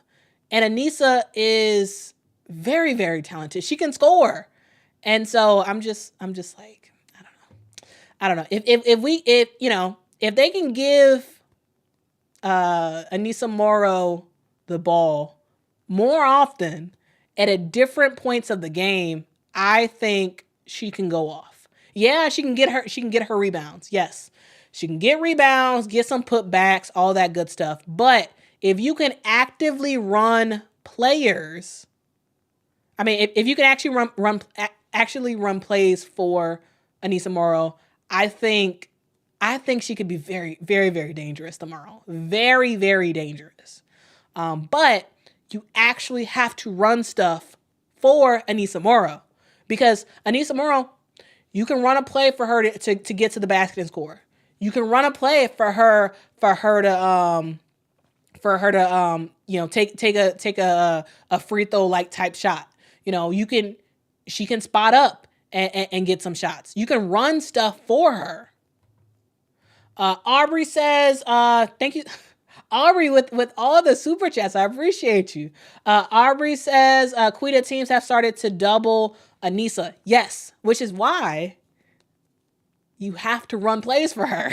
You got to set screens. Actually set screens. A lot of times I have noticed that LSU, when they run plays, they do the weakest screens. And I'm just like, if you're trying to get this person open, why are you not giving them a hard screen so they can actually get open? That's kind of my rant there. Bree, thank you so much for the super chat. Bree says Angel Reese needs to worry about Ashlyn Watkins. Yeah, we're gonna get into Angel Reese in just a hot sec, because I think for sure Angel Reese is going to be a key factor to this game tomorrow. And if LSU win, like if they expect to win, Angel Reese is going to have a phenomenal game. And I actually really do think she's going to have a great game. And the reason why I do is because last year, South Carolina gave her a bad taste in her mouth. Last year, as I talked about it to start the stream, LSU got destroyed by South Carolina last year.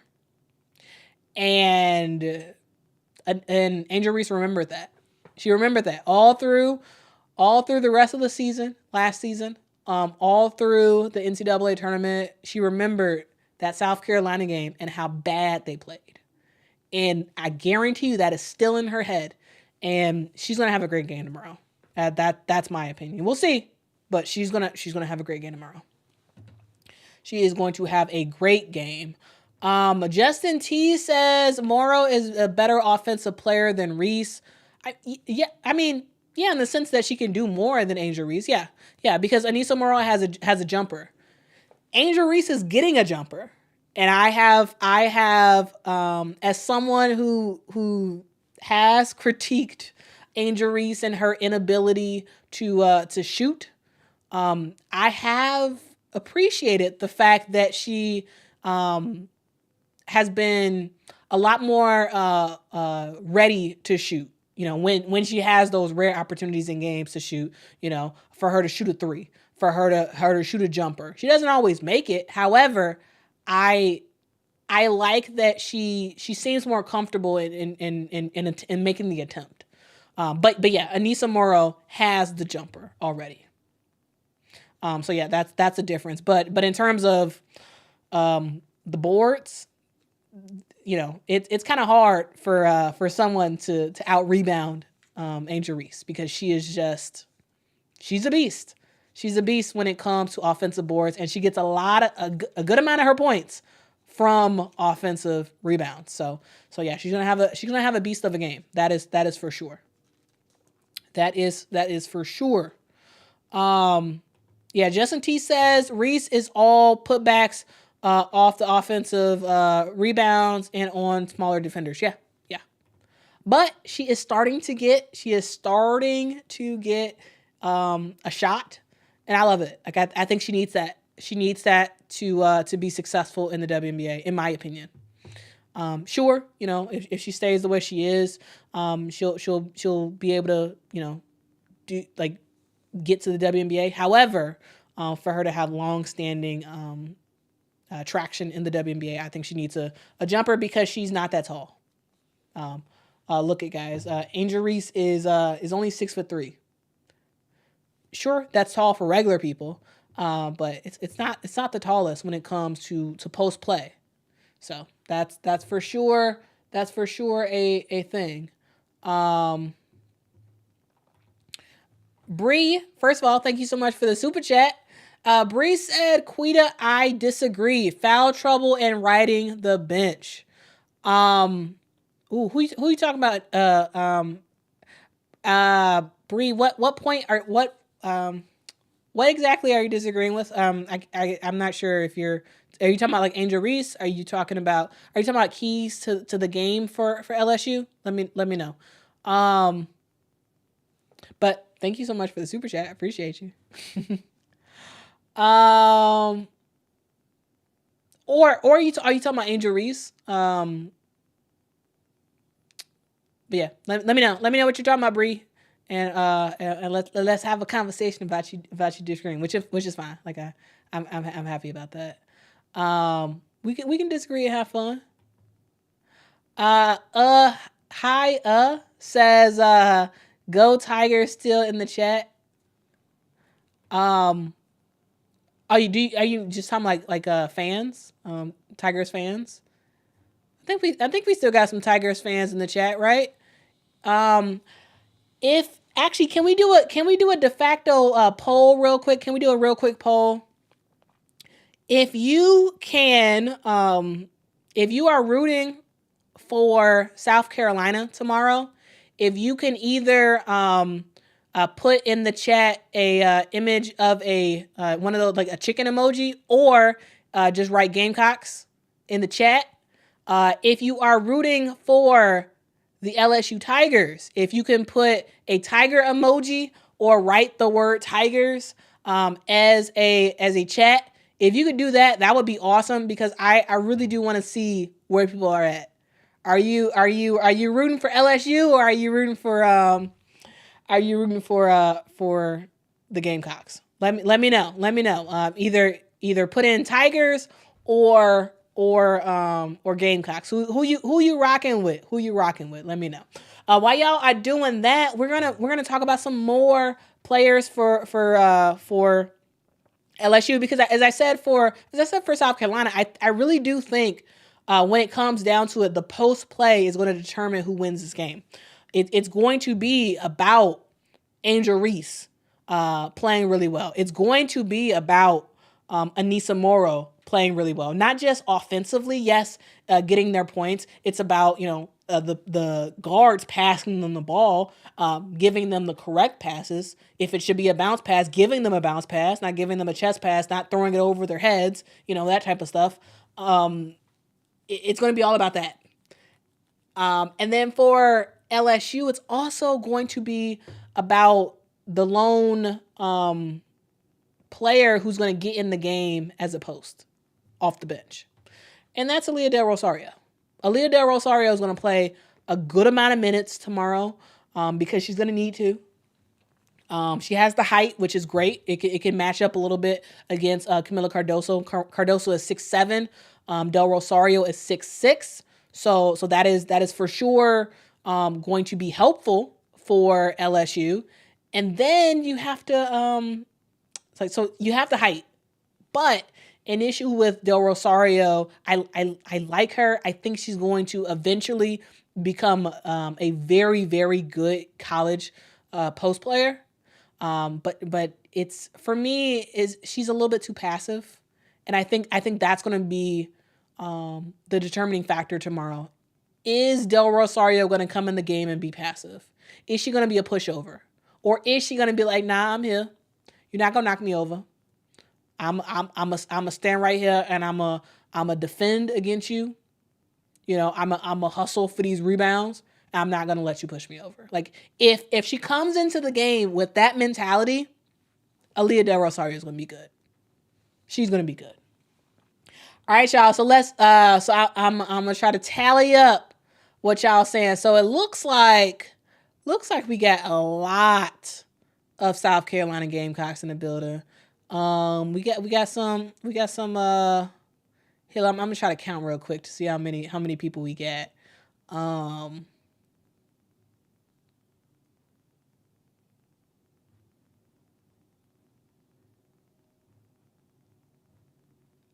All right, we got a lot of Gamecocks, but we also have a decent amount of LSU Tigers fans in the house as well. But y'all, I think I haven't gone through all of them. Kyra, love it. Pose, pose, pose, pose, pose. I do adore. Pose, pose, pose, pose, pose. I do adore. That is an inside joke for awesome people of the internet. Only awesome people of the internet would know that joke. Kyra, appreciate you. That's pretty funny. I like it. Okay, now I'm seeing a lot of LSU people in the chat. Okay. I think we may have close to a tie. I think we get close to a tie. Yeah, it seemed like initially it was all about let me stop sharing my screen because I'm gonna try to I am going to try to set up a real official poll. And in order to do that, I actually have to I can't put the poll up in the software that I'm using right now, so I have to join. I think I have to join as a okay, let's start a poll. A real poll. Who are you rooting for? But while I do this, let me know y'all best argument for the team that y'all rooting for. What's y'all best argument for why South Carolina's gonna win? What's your best argument for why LSU is gonna win? Let me know.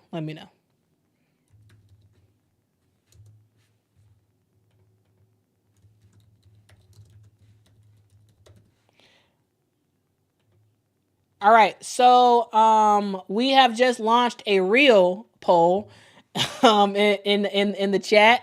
Thank you all for participating in the emoji poll. That was pretty awesome. Appreciate y'all. But it's hard to count. It kind of looked like 50-50 to me, but yeah. Oh, I just saw some super chats in here. Oh, Bree clarified. Thank you, Bree. Bree clarified, and they said Gamecock fan here. I mean Angel Reese. Okay, gotcha. So as a reminder, this was Bree's original thing. That she disagreed with the foul trouble riding the bench. So I believe Bree is saying that she believes that Angel Reese is going to be in foul trouble. Which let's hope. Let's hope the refs allow these players to play. To me, it would be great if the players were just allowed to play. Of course, not like to a point where you're like hurting someone or whatnot. But like if the refs allow players to play, Angel will be fine. If the refs call it close, yeah, Angel Reese is gonna be in foul trouble, and yeah, she's gonna be on the bench. So, that's gonna be a thing. But we'll see how the refs call it. It really is all about how the refs call this game. Aubrey, thank you so much. Aubrey is killing it, y'all, with super chats. Oh man, thank you, Aubrey. Aubrey says Del Rosario needs to play nasty, not nice. Yeah. Yes. You have summed up what I said earlier kind of perfectly. Yeah, you are right. I think in order for her to be effective for this team tomorrow, she has to play nasty. Yes.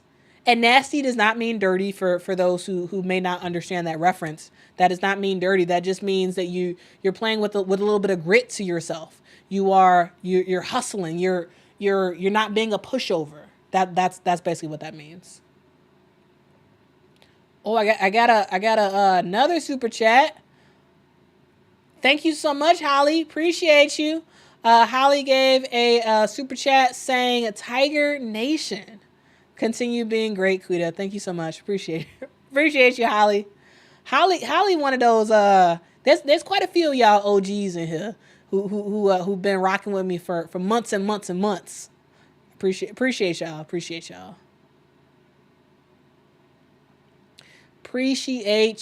So yeah. Now that I've started the poll, it looks like y'all, if y'all haven't actually done the poll in the chat, please do that. It looks like South Carolina is in the lead with 59%. LSU has 41%. So yeah, that is pretty interesting.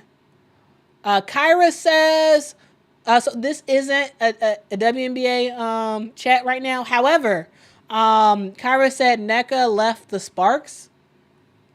I have not been on social at all today. So if this is something that broke earlier, I totally missed it. Wow. Okay. Wow.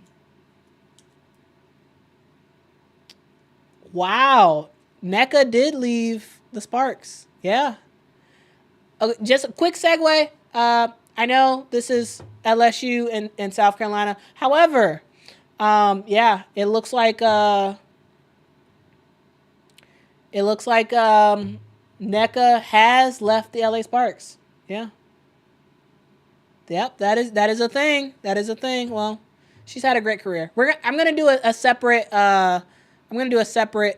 thing talking about free agency, and then we'll get into more about NECA leaving the Sparks and what that means for the Sparks, where she'll go next. So yeah, we will get into that in another video. But thank you so much for letting me know that. I clearly I wasn't paying attention to social today because I had no idea. I had no idea. All right, let's see what else y'all got to say. Sean says LSU wants revenge. I think you're right. They had a bad taste in their mouth last year when they played against this team. Though, they do have quite a few new players that don't necessarily have that history from last year of losing. But yeah, I think that they do want revenge. Okay, guys, we're gonna talk about keys to the game as I see it. Keys to the game for South Carolina. If South Carolina, not South Carolina. I already talked about South Carolina earlier. Keys to the game for LSU. If LSU wants to win this game, here are the things that they need to do to be successful. I would say that actually let me pull back up their roster so we can see that as we're talking. Keys to the game would be number 1. Stay out of foul trouble. Number 1 key to the game for LSU. If LSU wants a chance at winning, which I do think there's a pathway to win for LSU, I do. I'm about to get into it. But the key to that, if you want a chance, stay out of foul trouble. Be nice to the refs before the game starts, and not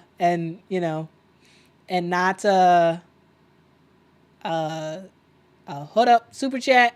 Shout out to Disfan 9212. They say, no disrespect to Tennessee, but Don Staley, South Carolina, is today's version of Tennessee and Pat Summitt of the 90s. Is going to be a great game for women's basketball. I don't think that's disrespectful. I think that's a huge compliment. To me, Pat Summitt is was the best women's basketball coach ever. Ever. So, yeah, I think that's a huge compliment for Dawn Staley. I really do. I think that's a huge compliment to Dawn Staley in South Carolina, because to be compared to Tennessee with what Tennessee used to be, that to me that's a huge compliment. What comment says, what do you mean by if they want a chance? So what I mean by that is I am of the belief that LSU is the underdog for this game. That is my belief. LSU is the underdog, and South Carolina is the better team that should win. However, I do believe that LSU has an opportunity to win this game. So if they want a chance to win, like if they're going to win this game, you have to do a couple things. One, you have to stay out of foul trouble. Number two, you have to score the ball. And the reason why I say that is because, and this is something that Coach Mulkey actually mentioned in today's presser.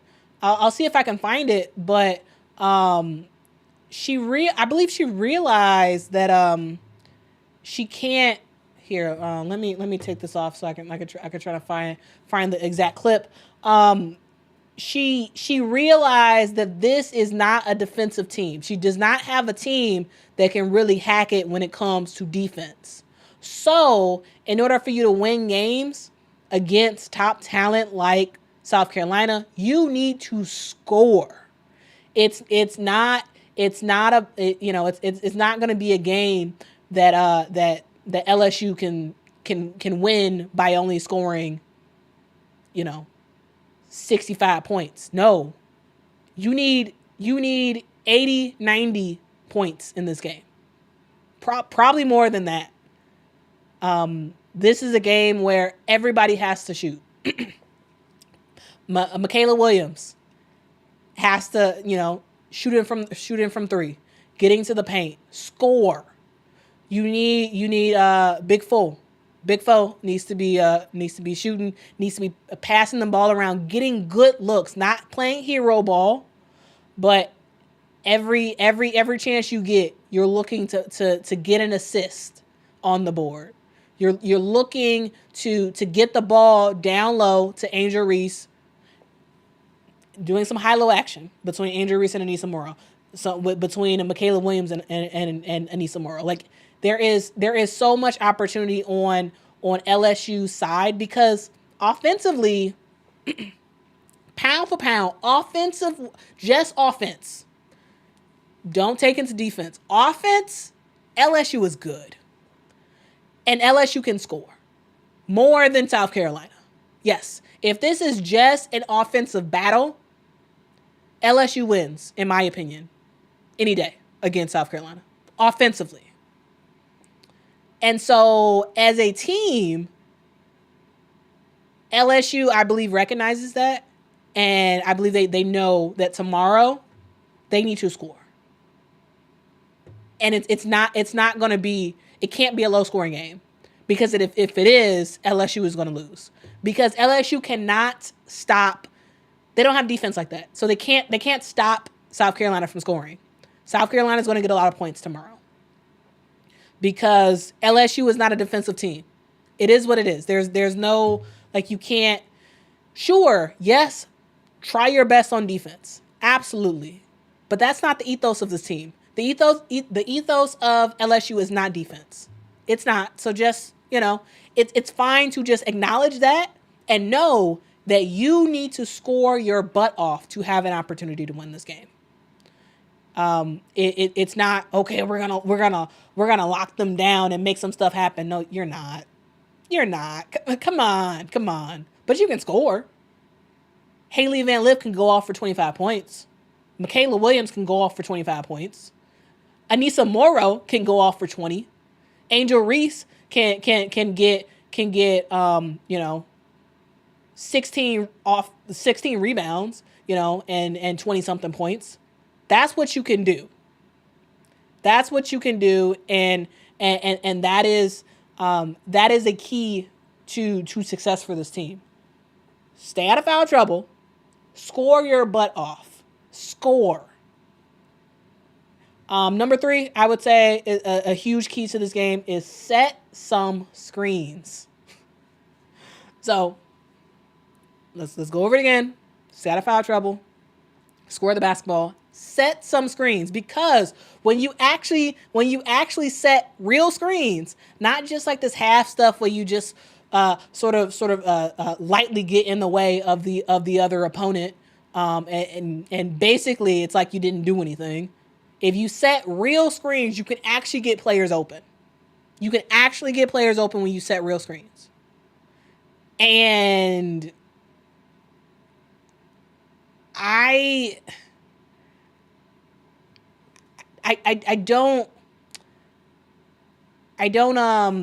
don't think that's something that LSU does. LSU does not really set screens, real screens, consistently. And I think that, to me, that's a key thing. Finally, I would say that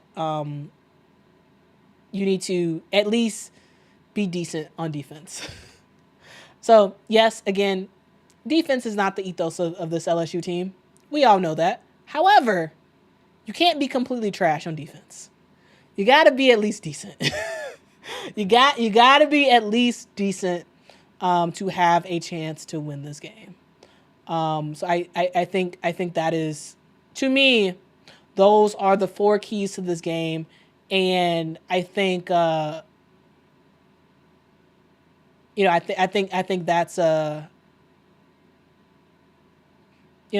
think that's an opportunity. That's an opportunity. I think this might be the clip that I was thinking about. So I'm gonna pull this up real quick, and I'm gonna get to y'all chats in just a sec.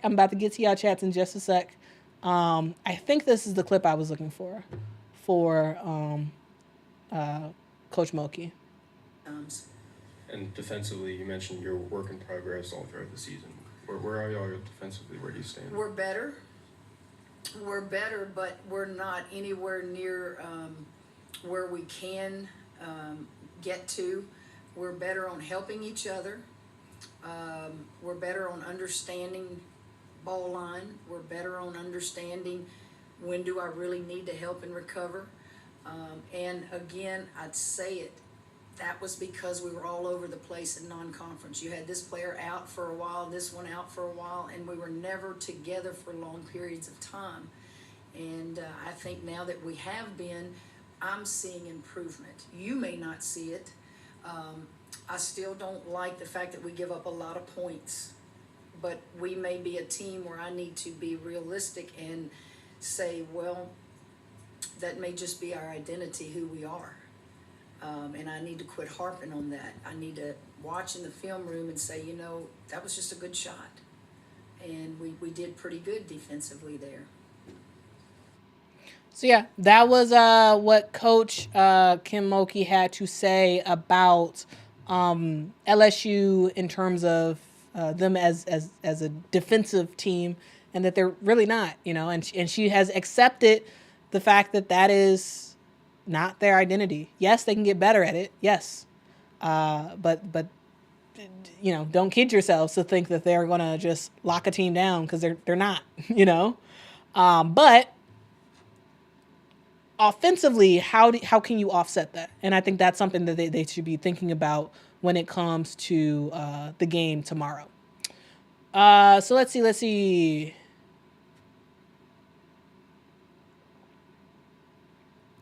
Michael Cooper, or I shouldn't say your last name, just Michael, says, I don't think LSU offense is head and shoulders better than South Carolina. I think LSU has a better offensive team. I do. And South Carolina has the best defensive team. To me, both things are true. Pound for pound, to me, LSU is a better offensive team than South Carolina. Pound for pound, they are. Pound for pound, South Carolina destroys LSU on defense. So, which is going to win out? Which is going to win out? That's the question. That is the huge question. Which is going to win out? Offense or defense? Because LSU can score.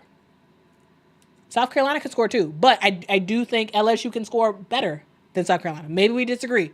Maybe we disagree on that. Let me know. Let me know how wrong I am in the comments. But yeah, defensively, South Carolina's great, phenomenal, the best in the country. Offensively, LSU's great. So we'll see what happens. We will see what happens. Yeah, South Carolina is the number one defense. Yeah. They are.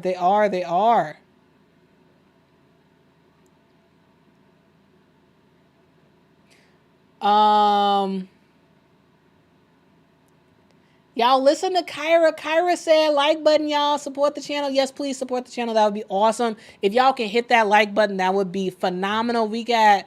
Right now we got 382 people in the chat. Thank y'all for joining. I really do appreciate it, y'all.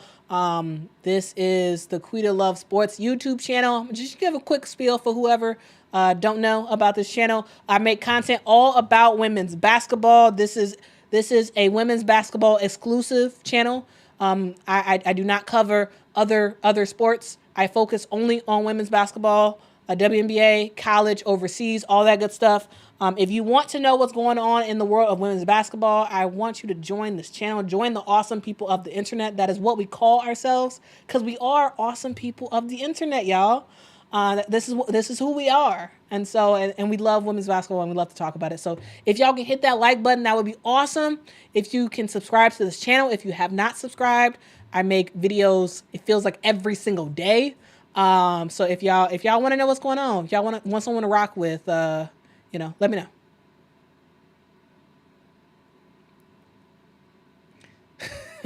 DeJour said, all caps. DeJour said, hard screens, Quita. Hard. Talking to you, Angel Reese. Overall, it seems like the whole team, they set some weak screens. they set some weak screens, y'all. Come on, Nail. Nail says it's easy for LSU to score as well as they have because they've been playing a bunch of Vacation Bible Schools, man. Come on, put some respect on Vacation Bible Schools, Neil. Put some respect. I'm just saying. Because I used to go to Vacation Bible School, and at the time I could ball. At the time, not anymore. My basketball shoes are officially put up, but back in the day, yeah.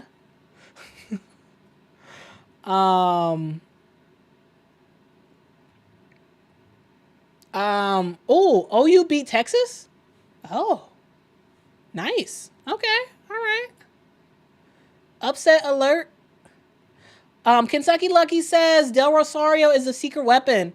The students being there may motivate her.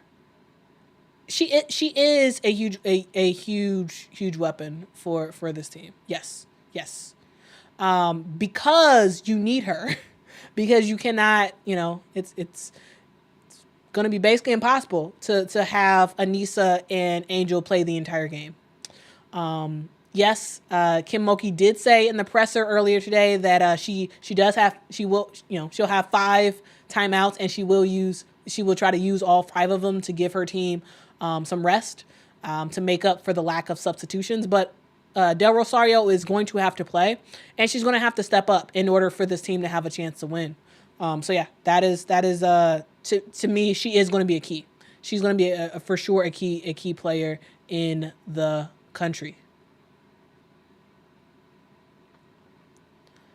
Philip says South Carolina is the stronger team, period. Yeah, they're the stronger team. Yeah. If this is about my comment about LSU being the better offensive team, I still agree with that. Yeah. To me, LSU is the stronger offensive team, and South Carolina is leaps and bounds the better defensive team. And also, South Carolina is no scrubs on offense. They're very, very, very, very, very, very good on offense. So when you put all that together, yes, South Carolina is a stronger team. However, LSU still has a chance to win. Because if y'all have not learned, let me tell you this. There is such a thing called upsets. And this season in women's college basketball, we have seen upset after upset after upset. The team that is the stronger team, the team that is the better team, doesn't always win. So, I'm just saying, so South Carolina fans, like, y'all can get got too. Just like LSU got twice. Just like Iowa got the other day. Just like Texas just got. Just like UCLA just got. Any team in women's college basketball can get got. So it's just because you're the stronger team doesn't necessarily mean much. And teams know this. Dawn Staley knows that. That's why she's gonna make sure her team is ready to go tomorrow. Because she knows they can get got. Every coach in the NCAA knows that. So just because, yes, they're the stronger team, yes, that doesn't mean that LSU has no chance. And because I'm saying this does not mean I'm rooting for LSU. I'm just saying, like, it's not like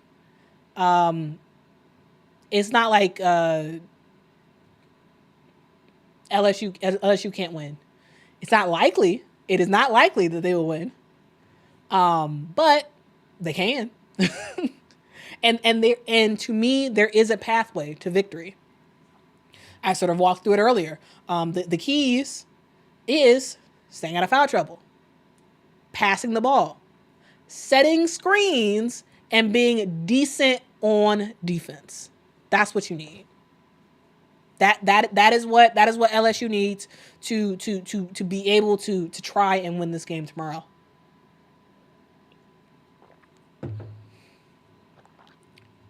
Unapologetic says true, but it won't be by LSU. Fair. It may not be. I mean, it could be to, I don't know. It could be to UConn, You never know. Though probably not at UConn either. I'm just saying, yeah. I am just saying.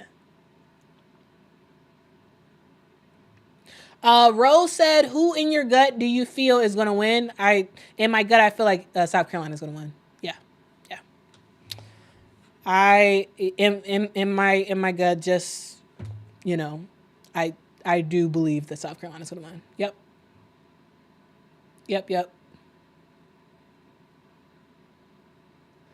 But we'll see. As I said, I do think there's a pathway for LSU to win. I do. But I think that LSU is going to lose. I do think it's going to be a close game. I do. I think it's going to be a close game, but my gut tells me that South Carolina wins by probably 11, which I would consider is still a relatively close game. But we'll see what happens. We will see what happens. Chaos is still a thing. What up, M? Says, hi, I'm late. That's okay. We're still here. We're still chatting.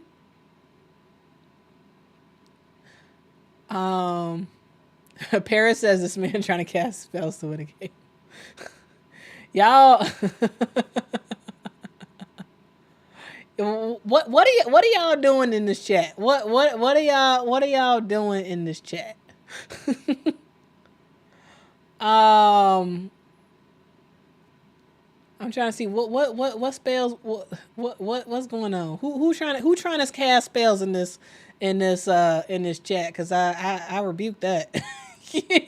I rebuke that. Oh man.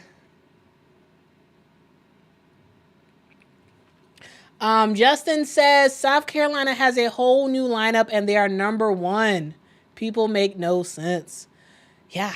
It's kind of amazing how put this game aside and tomorrow put tomorrow's game aside. it is kind of amazing to see what Dawn has done with this team. Like, it really is. Because South Carolina had, yes, Justin's right. South Carolina had basically a completely new team from last year.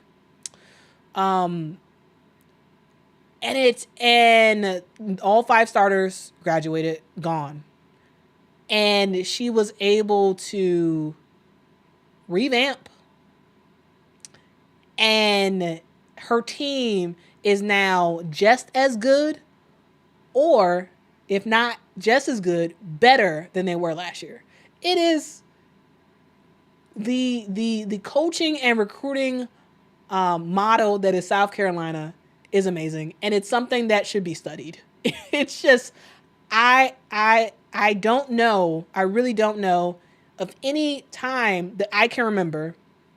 I've been a women's basketball fan for a very long time. I cannot remember the last time that a women's basketball team, lost their entire starting lineup due to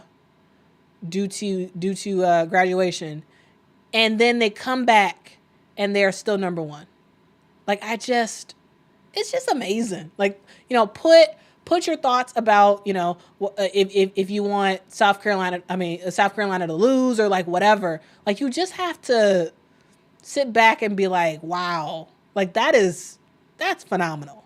Like it really is. It really is phenomenal to sort of look at South Carolina from last year to this year, and how they got better at 3-point shooting. They're just as good, if not better, on the defensive end.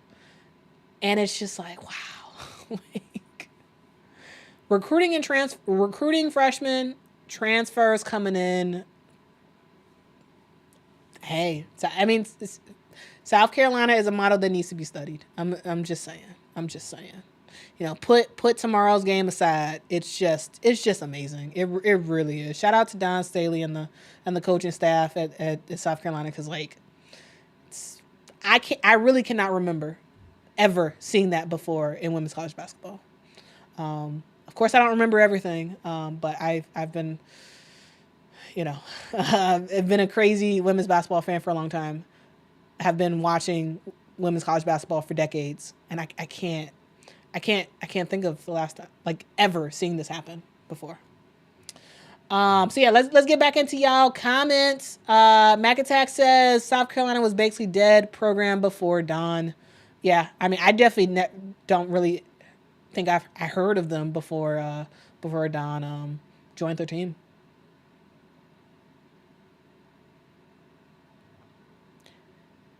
Yeah, South Carolina would have to have a bad shooting game. Yep. Audrey says it will be a close game if LSU wins. If South Carolina wins, it will not be close. I'm ready for Morrow to give Kits major buckets. Like that's gonna be a fun matchup.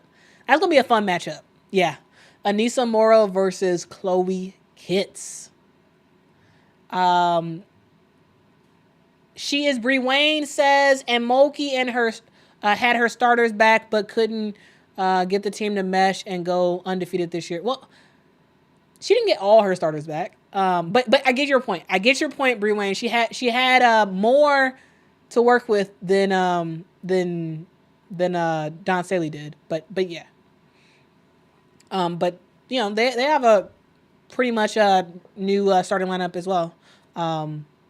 2 people returning from the starting lineup last year. But yeah. Don Staley, for sure, what she did is definitely way more impressive. Yeah, I do agree. Shrivers, LSU will have to shoot out of their minds. Yep.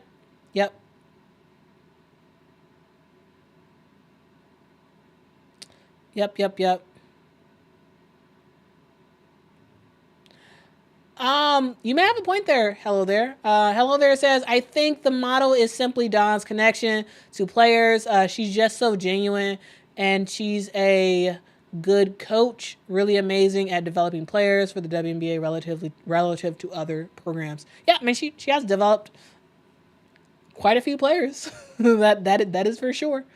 That is for sure.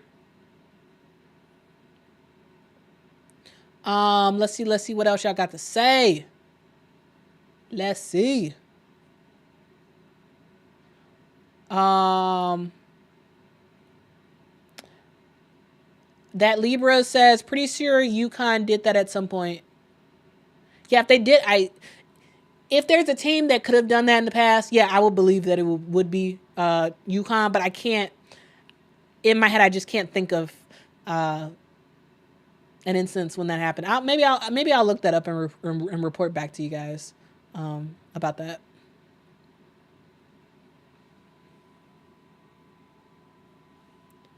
Let's see. What else I got to say? She's Bree Wayne says Dawn Staley is a cheat code. If South Carolina could not, with all Boston, this year they have no chance. We'll see. Yeah, we will see. I think they'll make it into the Final Four, and we'll see what happens, because as I keep saying, any team can get got. Any team can get got. Last year, Iowa ruined South Carolina's season by beating them, So that can happen. They can go undefeated this whole year and lose in the NCAA tournament. That is the only time that winning and losing truly matters. This game, sure, yes, South Carolina wants to win. Yes, LSU wants to win. However, this game is not the end all be all. The season does not end after this game. Yes, I am saying that this is the game of the year, but that's only until the NCAA tournament happens. And then, the only thing that really matters is the NCAA tournament. This is all preparation for the tournament. That's all this is. That's all this is. And so, yes, certain teams want to win, but all that matters truly is the NCAA tournament. You can be undefeated and still lose, and not win the championship. And then, sure, you got some great wins, but at the end of the day, you didn't get what you sought out to get, which is the trophy.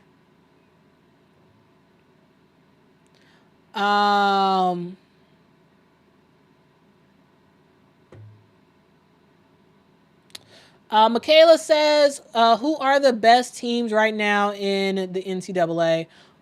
Let's get into that in another video, only because I want to kind of keep this to just South Carolina and LSU, because I feel like if I start talking about who I think are the top teams, I'm going to start reading the different comments you guys get, and we would be completely derailed from the topic of this video. So, just saying.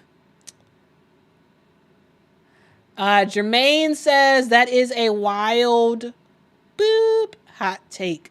I don't know what the hot take was, but that's fine. I guess my take was wild, whatever it was.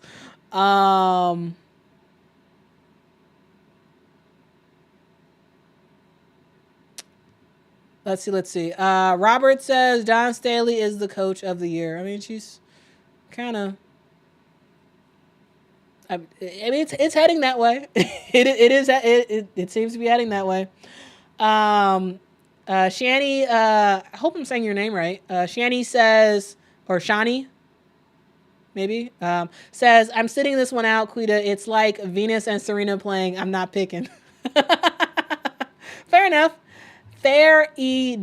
Actually, let me go back to the poll and see who won. All right, so it looks like South Carolina won the poll. I'm gonna end it. South Carolina was 63%, and LSU had 37% of the vote. So clearly, y'all are rocking with South Carolina tomorrow.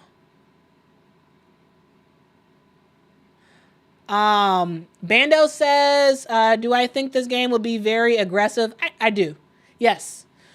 I think this will be and an aggressive game. And I like that. I really do. Like it's gonna be a very physical game. I hope, fingers crossed, I hope that the refs let these players play. I hope that they do. College game day will be there tomorrow. This is going to be on ESPN. This is big time, prime time game. So I hope the ref let them play. I hope. Jermaine, you can watch the game on ESPN. So the game is tomorrow. That is Thursday, January the 25th, at 7 p.m. Central Time. The game is going to be on ESPN at 6 p.m. Central Time. There will be College Game Day that will be airing live from the PMAC. So if you want to watch ESPN earlier, watch that. College Game Day starts at 6 p.m. The actual game starts itself at 7 p.m. You all, after the game, I will be doing a live stream directly following the game. So we will see what happens and who wins. But regardless of who wins, we will be doing a live stream. We will return right back here. And for all y'all who are saying South Carolina is going to win, I want y'all to come back. All the people who are saying LSU was going to win, I want y'all to come right back here tomorrow after the game is over. So whoever won, that fan base can gloat. And whoever lost, I guess y'all fan base can, I don't know, can probably talk about how bad the refs were, which is probably, I feel like in general, it's probably going to be whichever fan base loses. I feel like that's gonna be the thing that they say. It's gonna be an issue with the refs or whatever, or it's gonna be this person who will be named tomorrow screwed up or like whatever. Like I can't wait to hear all the stuff that's happening that's gonna happen in tomorrow's game, and we're gonna be right back here tomorrow. After the game is over to talk about it because, it's gonna be fun. I just can't wait. I am looking tomorrow for a very good and relatively close game. That is what I'm looking for. To me, as long as I have a good game where the refs are not a factor, I'm good. I'm good. Again, my gut says South Carolina's going to win this game. However, as I keep saying, LSU has a chance. I see a pathway for them. I do. I do see a pathway. I do see a pathway. Oh, shout out to Jappy Jap. Jappy Jap gave a super sticker, and it is a pear character jumping up and down saying "#1 fan." Thank you so much, Jappy Jap. Appreciate the super chat. I really do appreciate that. And I gotta go look at that pear because that seems like a fun pear jumping up and down and saying "#1 fan." Oh man. Next day air. This is like the first. I know you've been in these chat streets, but this is like the first chat I was actually able to see of yours. Okay, it says I must be the only person in the world who thinks LSU will not only win but dominate. Ooh, strong words for Next Day Air. She thinks that Next Day Air thinks that LSU is going to dominate. Now, Next Day Air, tell me who you think is going to be the player of the game for LSU tomorrow. So in order for LSU to dominate, what's going to have to be true? Let me know. I'm interested. I'm interested to see how you think they're going to dominate and how many points you think they're going to win by. Mocha Latte says, I need Coco to win tonight and South Carolina to win tomorrow. I assume you're talking about Coco Gauff in, what is it, the Australian Open or something like that happening right now? Shout out to Coco Gauff. She is, Coco Gauff is awesome. Yeah, I am a, not only am I a women's basketball fan, I am a tennis fan. Though this year I haven't been watching that much tennis because I've been like literally watching women's basketball like all the time. Because there's so many games happening that I've not watched much tennis this year. But shout out to Coco Gauff. Shrivers says LSU will jump out to a big lead and South Carolina will walk them down. It's that is possible, and the reason why I think that's possible is because we also have the factor of the fans to talk about as well, because South Carolina, they're on the road. They're in hostile territory. The Tigers fans are going to be wild and crazy. And so, yeah, I could see a situation where LSU is just sort of riding so high from the fans that they come out with huge energy and come out to a big lead. I could totally see that. I can absolutely see that. We'll see what happens, but I could totally see that though. And then South Carolina sort of eases in and kind of moseys on into the game and, walks them down. Travis said, Poa loves to flop. Yeah, but she gets some good. She gets those calls though. She gets those calls. I'm just saying. I'm just saying. She gets those calls. Poa can draw a charge. She can draw a charge. And if the refs call it, the refs call it.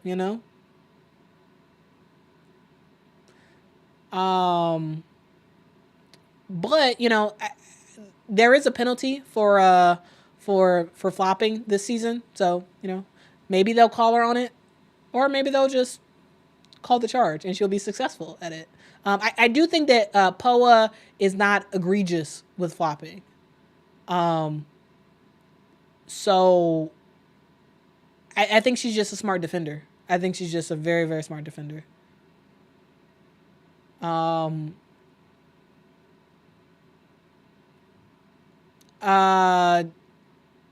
DeJour says, what do you think hurts LSU more? Defense? What?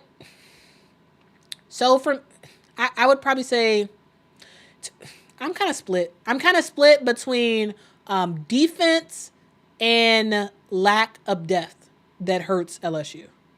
I think if Sania Smith was not hurt,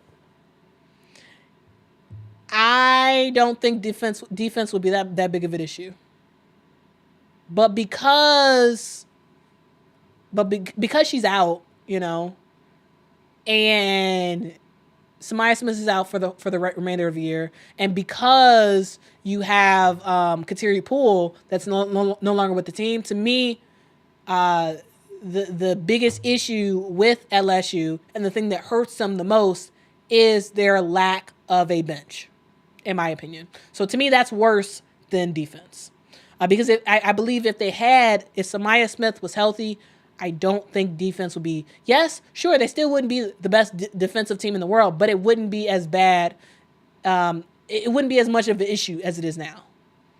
Because Sania Smith was really, really good. Like, man, I really liked Sania Smith when she was playing, and I was bummed when she got hurt. I really was. Because you have some really good players who are getting hurt.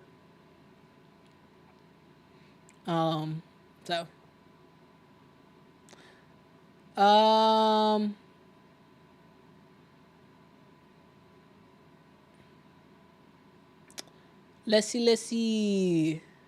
What else y'all got to say? Kyra thinks that Anissa Morrow will lead LSU in points. Yeah, maybe. We'll see. We'll see. Paris says next day air. I mean, Mulkey said it herself in a nutshell. She didn't even sound confident in her own team. Yeah.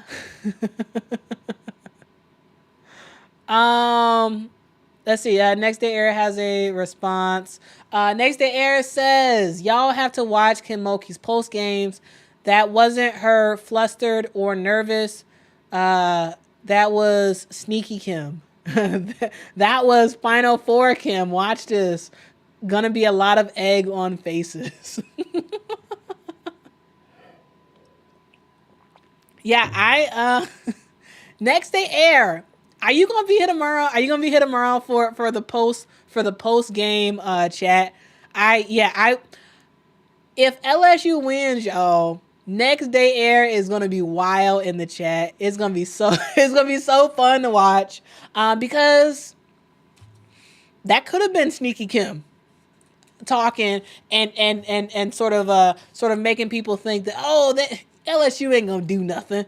Even the coach isn't confident, and then she's gonna be like, okay, well, watch, She probably does watch what she says and whatnot. So Next Day Air, I'm here for it. I love it. I love it when you have hot takes. I really do. I love what all y'all have big hot takes on what y'all think is gonna happen. It should be fun. It should be really, really fun tomorrow. We'll see what happens. I am here for chaos, If in a perfect world, to me, this game goes to overtime. In a perfect world. Because 40 minutes is not enough. I want to watch more than 40 minutes of these teams battle it out against each other. Yeah. So, yeah, that's all, guys. Let's see. What else y'all get? Hello there agrees. Next Day Air with the hot takes. Amari is saying, I'm trying to figure out how South Carolina are the underdogs. They're not. South Carolina is not the underdogs. They're the team to beat. LSU is underdogs, in my opinion. South Carolina is the team to beat. That is for sure.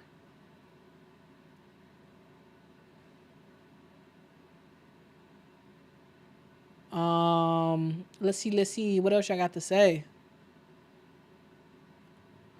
Jane says LSU will cause them to foul. We'll see. Maybe. We will see. Now that's for sure. Willie says Don has a plan. Don always has a plan. She's Don Staley, one of the best coaches in the world. Yeah, she of course has a plan. And Kim Mulkey is a great coach as well. Kim Mulkey has a plan too. Like, neither team, neither coaches is going to fully tell us what they think during these press conferences. They're gonna be coy a little bit. They're not gonna share everything, which makes sense. That makes sense, because I'm sure they're watching each other's press conferences, taking notes, and trying to see what they can get a read on or whatever. So Kyra is also here for the chaos. If y'all if y'all don't actually care who wins this game and just wants overtime after overtime and just chaos and last minute bucket to win the game, let me know. Raise your hand in the chat if you are just here, if you like Kyra and you are just here for the chaos. You just want to see a crazy fun game. You don't necessarily care who wins. You just want to see 40 plus minutes of women's basketball at its finest this year.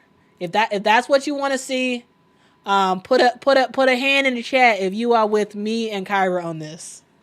Put a hand in the chat.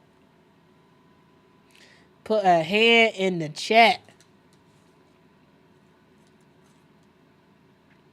Hello there says, I want 2 buzzer beater shots and 2 overtimes, please. Yes, let's go. Yes, I am in agreement with you. I am. My name is Quita, and I have to confess that I love chaos for women's basketball. I want overtimes every game. I want every game to be a hard fought battle. I just want some riveting basketball that is just everyone sitting with their hands glued underneath their chair, and they're just like, oh my god, like that's what I want. That is what I want. That is what I want. Let's see what else I got to say.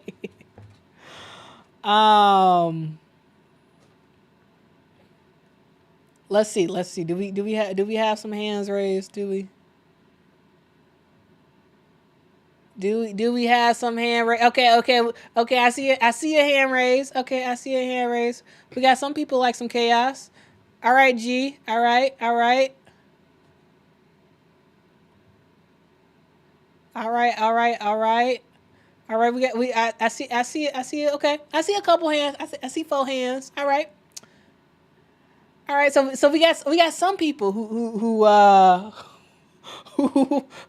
enjoy some chaos and don't necessarily care. Next Day Air says, win or lose, I'll be here. All right, cool.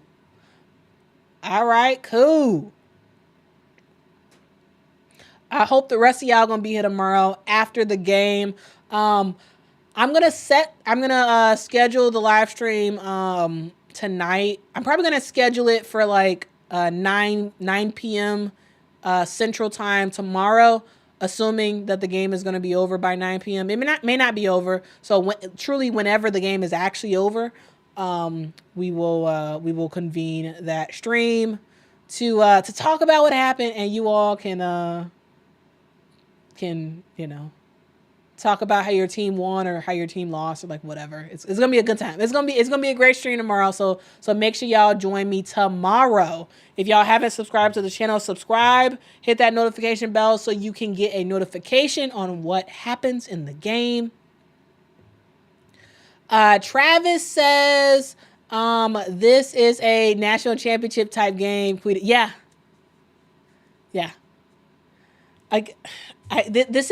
This really is. And also, this could be a preview to the national championship game, because who knows? Maybe we see LSU versus South Carolina in the championship.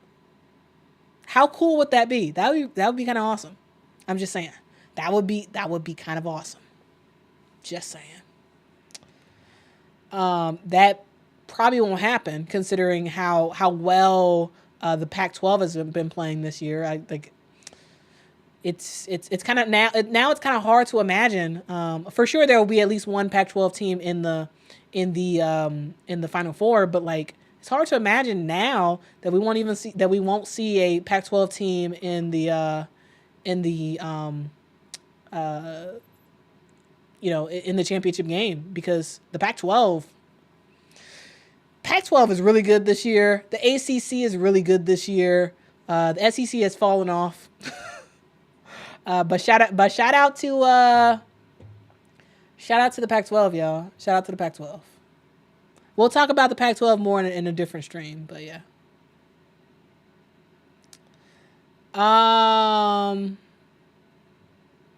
Oh, hello there says, I'm an LSU fan. I want 2 overtimes and as many highlights as possible from LSU, of course.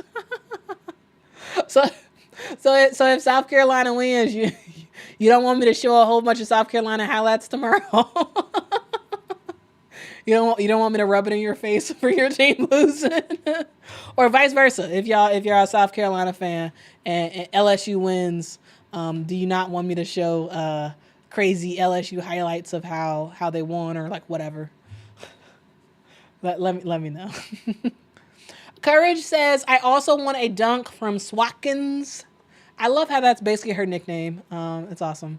I would like a dunk too. I previously made a video about Ashlyn Watkins, and her dunk. And in general, has nothing to do with Ashlyn Watkins. This is just a me thing. In general, I'm not the biggest fan of females dunking in terms of like the dunk itself. However, I love to see how high they get. I really do. Like, to me, that's my favorite part. I just want to see you jump high. I really do. I really do. And to me, a crazy block is just as entertaining. Same as a crossover, just as entertaining. So if Ashlyn Watkins can get a dunk tomorrow, that would be huge. Like, that would be so huge. Again, this game is on ESPN. This is probably going to be one of the highest ranked games for women's basketball for the entire year, besides, of course, the NCAA tournament. So, like, if she can get a dunk, that would be huge. It would probably make the Sports Center top 10 plays of the game. Like, that would be amazing. So I am fingers crossed that Ashlyn Watkins, fingers crossed that she gets a dunk. So we'll see. Hopefully Ashlyn Watkins can dunk it, because in terms of coverage of the game and whatnot, I think it just would be great for more coverage. So yeah, it's kind of wild. Yeah, it's kind of wild how crazy prices are. It is kind of wild.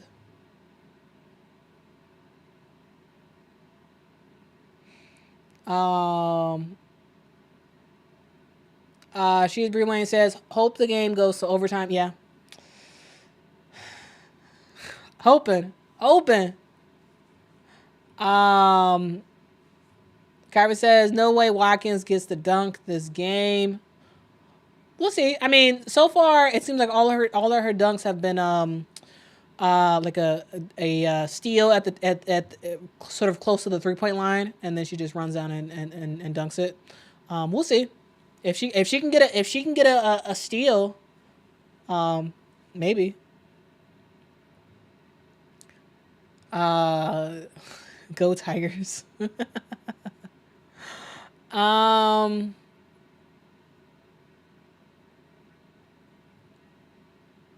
Let's see. Kyra, we'll watch Coco. Okay, cool. Travis says, very cool. Shani says, I think Anissa will go off tomorrow. That would be great, I have to admit, I am a big Anissa Morrow fan. She's from Chicago. I was a big fan when she was at DePaul.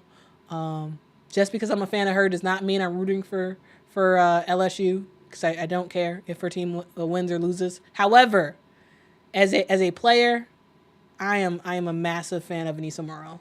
Massive fan. Shout out to Anissa Morrow. Yeah, it'd be great if she has a great game. It would be great. It would be really, really awesome. Low-key says, don't get scared now. I don't know what that's about, but yeah. Don't get scared for South Carolina fans. Don't get scared for LSU fans. Don't get scared, because it's about to be a fun game. About to be a fun game tomorrow. And y'all, whatever y'all said in this chat about who y'all believe is going to win and all this stuff, I hope all y'all have the same exact energy tomorrow. Okay? I hope y'all had the same energy tomorrow. Because, some of y'all very confident in what's going to happen. And I love it. Stay confident. But also, whatever happens tomorrow, let's talk about it. Whatever happens tomorrow, let's talk about it.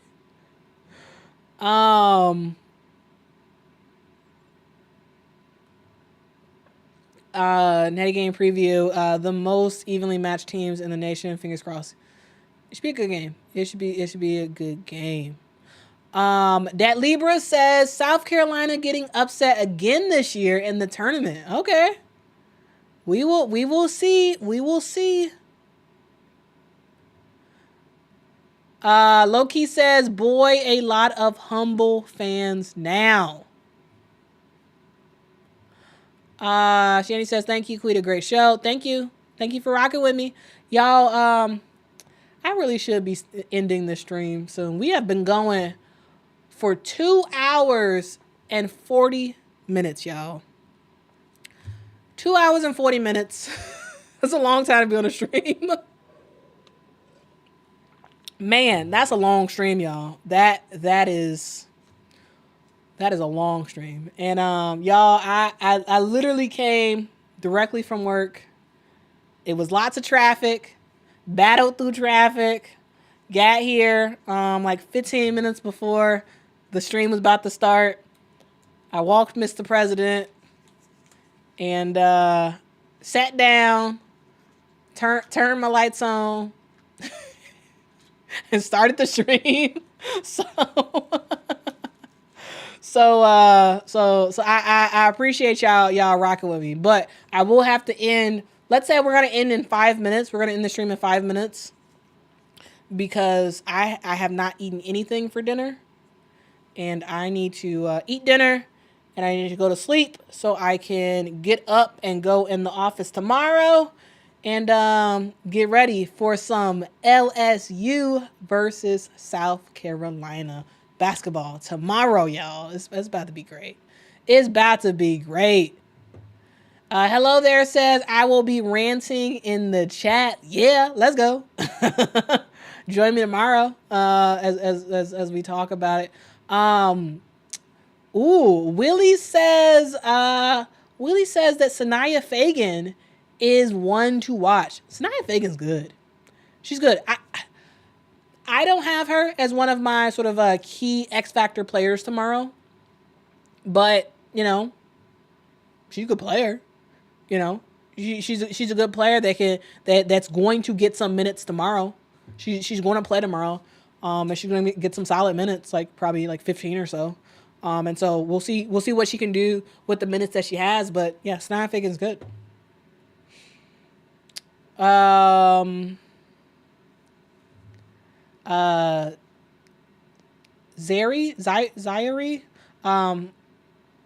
Gambino. I know how to say that, so I'm going to say Gambino. Gambino says SEC is underrated. Vandy and Ole Miss should be ranked. They beat teams in the top 25 easy. Here's the thing with the top 25. I feel like this year, the people who are doing the rankings, and there's lots of people who rank the teams and they sort of compile them together and then make the top 25 list for the AP. The thing about it is that to me, it seems a lot harder to rank teams this year. And the reason why I say that is because top 25 teams, there's a good amount of top 25 teams that have lost to non-ranked teams. And it's so many that it's impossible to put all the teams that have beat top 25 teams. You can't fit that in the top 25. You know what I'm saying? Like it's sort of tough.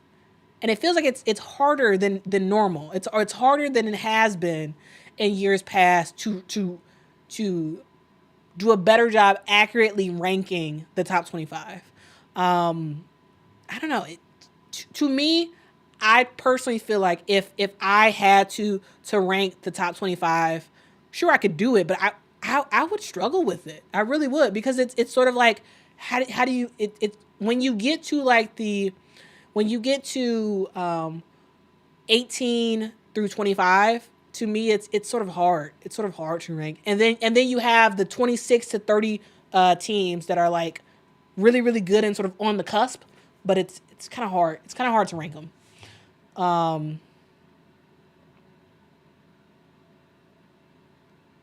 Bando says, I don't see LSU in the Final Four or Iowa. I don't know. There's LSU can still make the Final Four. Yeah. Will they? I don't know. At the beginning of the year, y'all, I've had a lot of different thoughts in the last 12 weeks of women's college basketball. When the season first initially started, I was like, yes, LSU for sure is going to be in the championship. And then they laid an egg in Colorado. And then they laid another egg in Auburn. And then other games that they've played, even though they've won, they haven't looked kind of the way that I was expecting them to look. So my thoughts have evolved for sure. And South Carolina was a team that I thought was sort of rebuilding, but no, they were retooling, and they're just as good, if not better, this year than they were last year. So my thoughts for sure has changed, as it should, as the game happens, as the weeks go by, as we see, teams show up and teams not show up, changes our thinking. So yeah, my thought process is a lot different than it was at the beginning of the year. And I think that's great. I think that's great. So I still think I see, LSU in the Final Four. Now the game tomorrow to me is going to say a lot. Is going to say a lot. Yes, it doesn't, in the grand scheme of things, it doesn't mean anything. However, I think it will say a lot.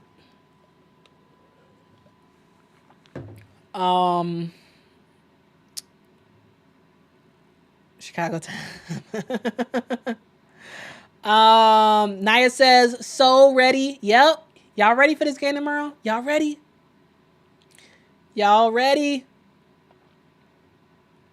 Thanks so much, Travis, I went all the way to the beginning of the chat. That's weird. Why is it? That's weird. Willie says Dawn is going to turn them loose tomorrow. She is on a mission.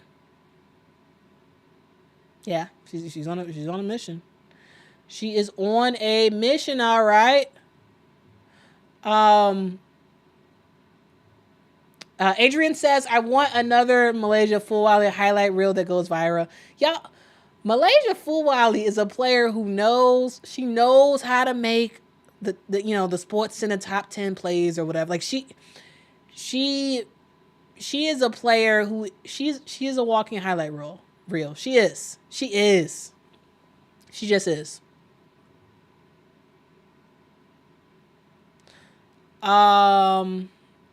Ooh. Ann says, I want South Carolina to win by 30 in all the ESPN highlight reels. Now, if they win by 30, y'all, I'm going to be upset. I'm going to just say this now. I'm going to be upset because I want a close game. I do. I do. For the sake of women's basketball, for the sake of the game, this game needs to be at least close. And I'm defining close as within 11 to 12, maybe 15 points. If South Carolina wins by 15, okay. But 30, come on. LSU didn't even try.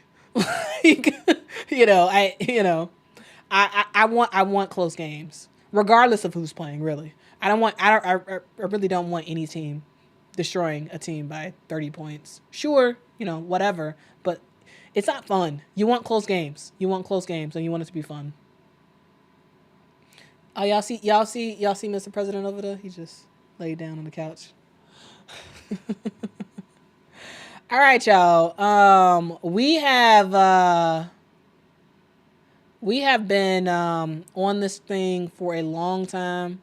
I do thank y'all for rocking with me. Y'all, if any of y'all have been here since the beginning of the stream, I think some of y'all have been.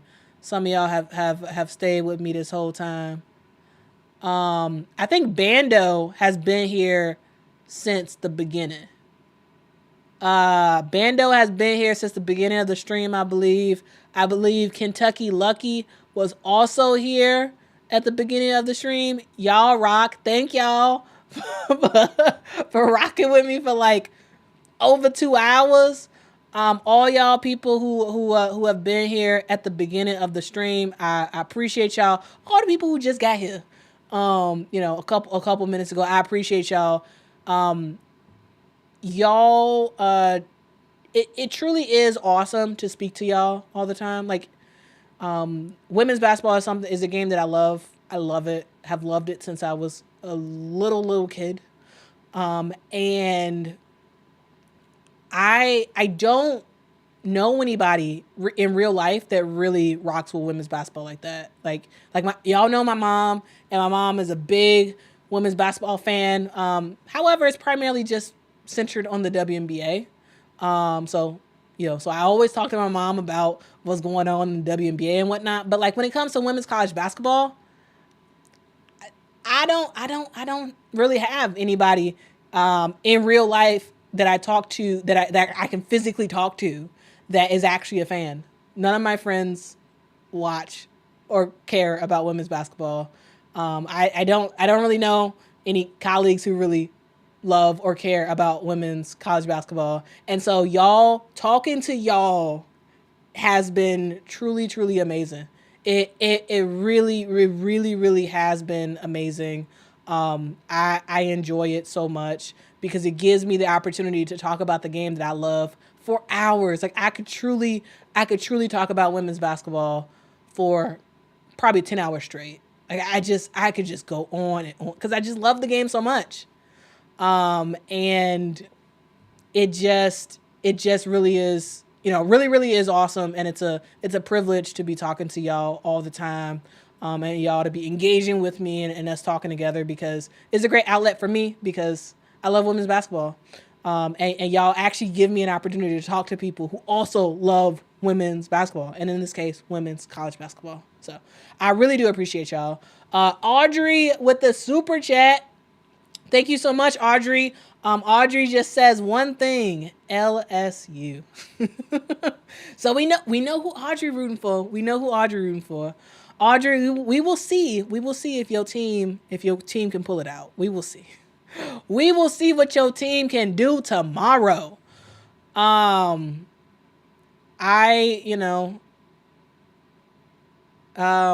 Loki says, "Can I do a stream for Friday also?" Maybe. I will try. Maybe. I will try my best. So for sure there will be a stream after the game tomorrow. Now, Loki, let me know specifically what do you want the stream to be about on Friday? So we could do a general grab bag women's basketball, let's just chat, where we talk about everything. We talk about, what the different conferences are doing. I can let y'all know about my top teams in women's college basketball. We could talk about the WNBA. So yeah, low key, let me know specifically if I had a stream on Friday. You want it to be a grab bag, or you want it to be about you want it to again be about the South Carolina LSU matchup? I feel like after Thursday's post game, we'd probably be all talked out of LSU, South Carolina. But let me know, and if anybody else has suggestions, let me know about stuff y'all want to talk about on a stream for Friday. Ooh, shout out to Mr. J for the super chat. I appreciate it. I believe this is I think this is Mr. J's first time doing a super chat. I appreciate you, Mr. J. I really do. Thank you so much for the super chat. Y'all have really been awesome. Really, really, really, really been awesome. I thank y'all. I thank y'all for all the people who have given super chats, all the people who haven't been giving super chats and just been rocking with me in the chat. Like, regardless of your engagement, I appreciate y'all. I do. I really, really do.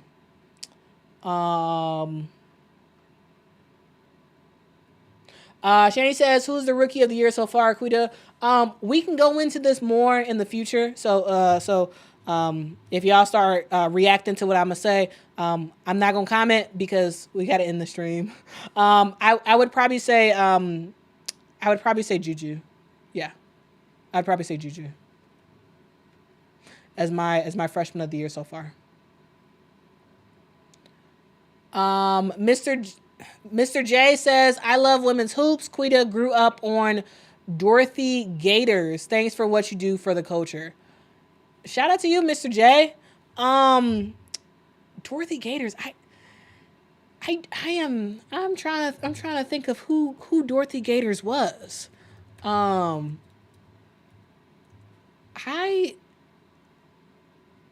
don't think I know Dorothy Gators. So, Mr. J, thank you for mentioning Dorothy Gators. I am going to do some research because I don't like it when I don't know of some of the legends of women's basketball. Okay, I googled it. Dorothy Gators has been the head coach at Marshall High School in Chicago. Oh, she coached at Marshall. Okay. All right. She is a Chicago legend. All right. So I'm going to look up Dorothy Gators because I should know this. She coached at Marshall. And clearly I wasn't paying attention to that. That's awesome. Okay. Thank you, Mr. J. I appreciate the mention of Dorothy Gators because maybe I'll make a segment about her in the future for Women's Basketball Weekly.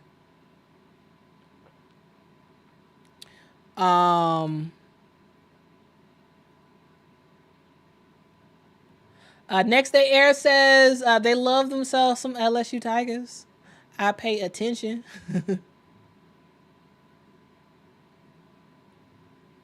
KA says NCAAW convo is great on Reddit too, even though they hype Iowa and Caitlin way too much. I have a Reddit account, but I have not. I didn't even know there was a women's college basketball subreddit. So I thank you for that, KA. I'm gonna join that subreddit and start connecting with people on that one. So thank you so much for the recommendation.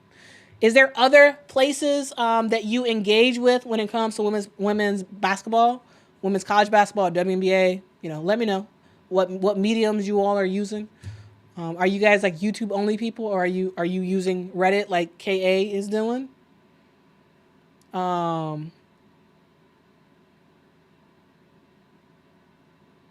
Let's see.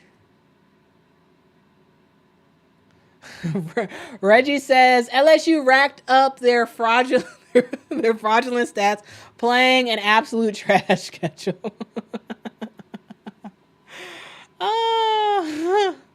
Okay. Travis says yes, Quita general women's basketball stream. Okay. Anybody else agree with the general WNBA women's basketball, college basketball stream?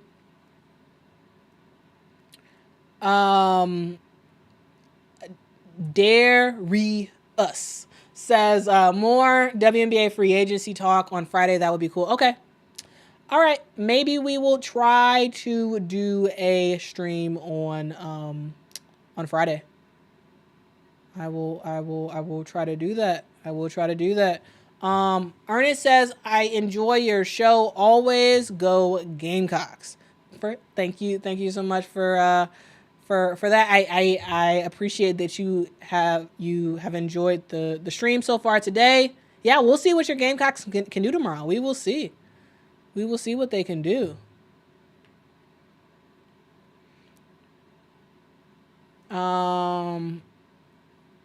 SC Bread Gullah Accent says South Carolina was a total failure last year. And also says, heard of Louisa Harris from Delta State. Yeah, I actually did a segment about Lucy Harris from Delta State. I did a segment about her because she was the first woman to ever be drafted in the NBA. I I can't remember what episode of Women's Basketball Weekly it was, but one of those I did a segment about her. Yeah, she had a phenomenal basketball career. And it was, it's unfortunate that some of the legends of the game of time past, they didn't have a WNBA to go to. And so in terms of, outlets, it was just kind of like go overseas, and that just didn't work for everybody, so yeah. Lucy Harris was phenomenal.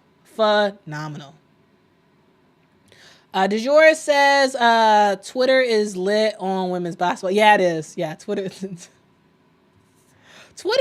funny. Is funny sometimes. Twitter is real funny sometimes when it comes to women's basketball. But yeah, I do enjoy looking at Twitter when it comes to women's basketball. I will say that I am not very good at Twitter. Like I created an account for Quita Love Sports. So if you're not following me on Twitter, please follow me. But in general, I don't know. I feel like you have to. I am a Twitter lurker more than a Twitter poster, if that makes sense. But I have started streaming these live streams on Twitter. So if you follow me on Twitter, you'll be able to watch it from Twitter if you want.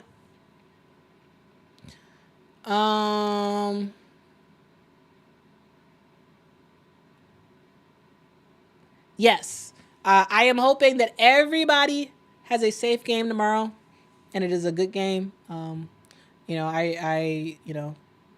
praying for health for both South Carolina and LSU, for everybody to be fully healthy, for there to be no injuries during or after this game.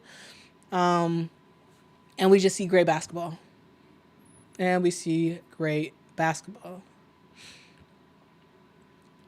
All right, so we are going to So on Friday, hopefully, I have to figure out what my schedule looks like for Friday, but hopefully we'll do another stream on Friday to talk about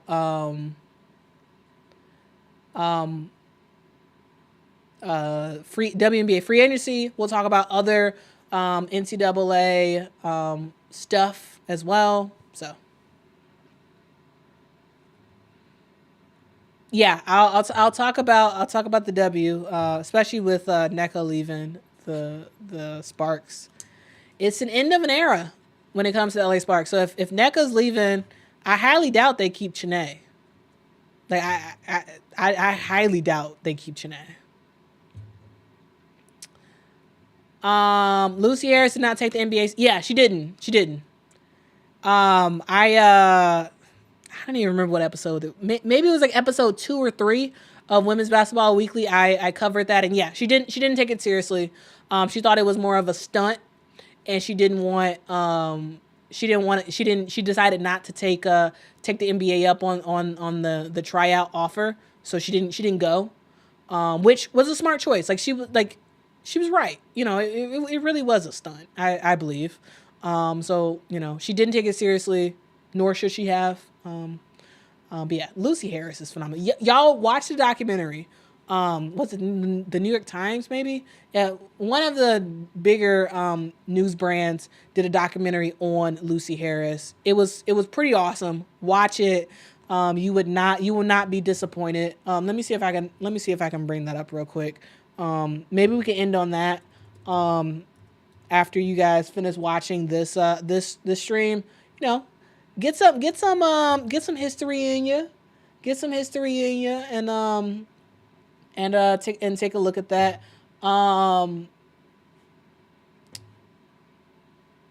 So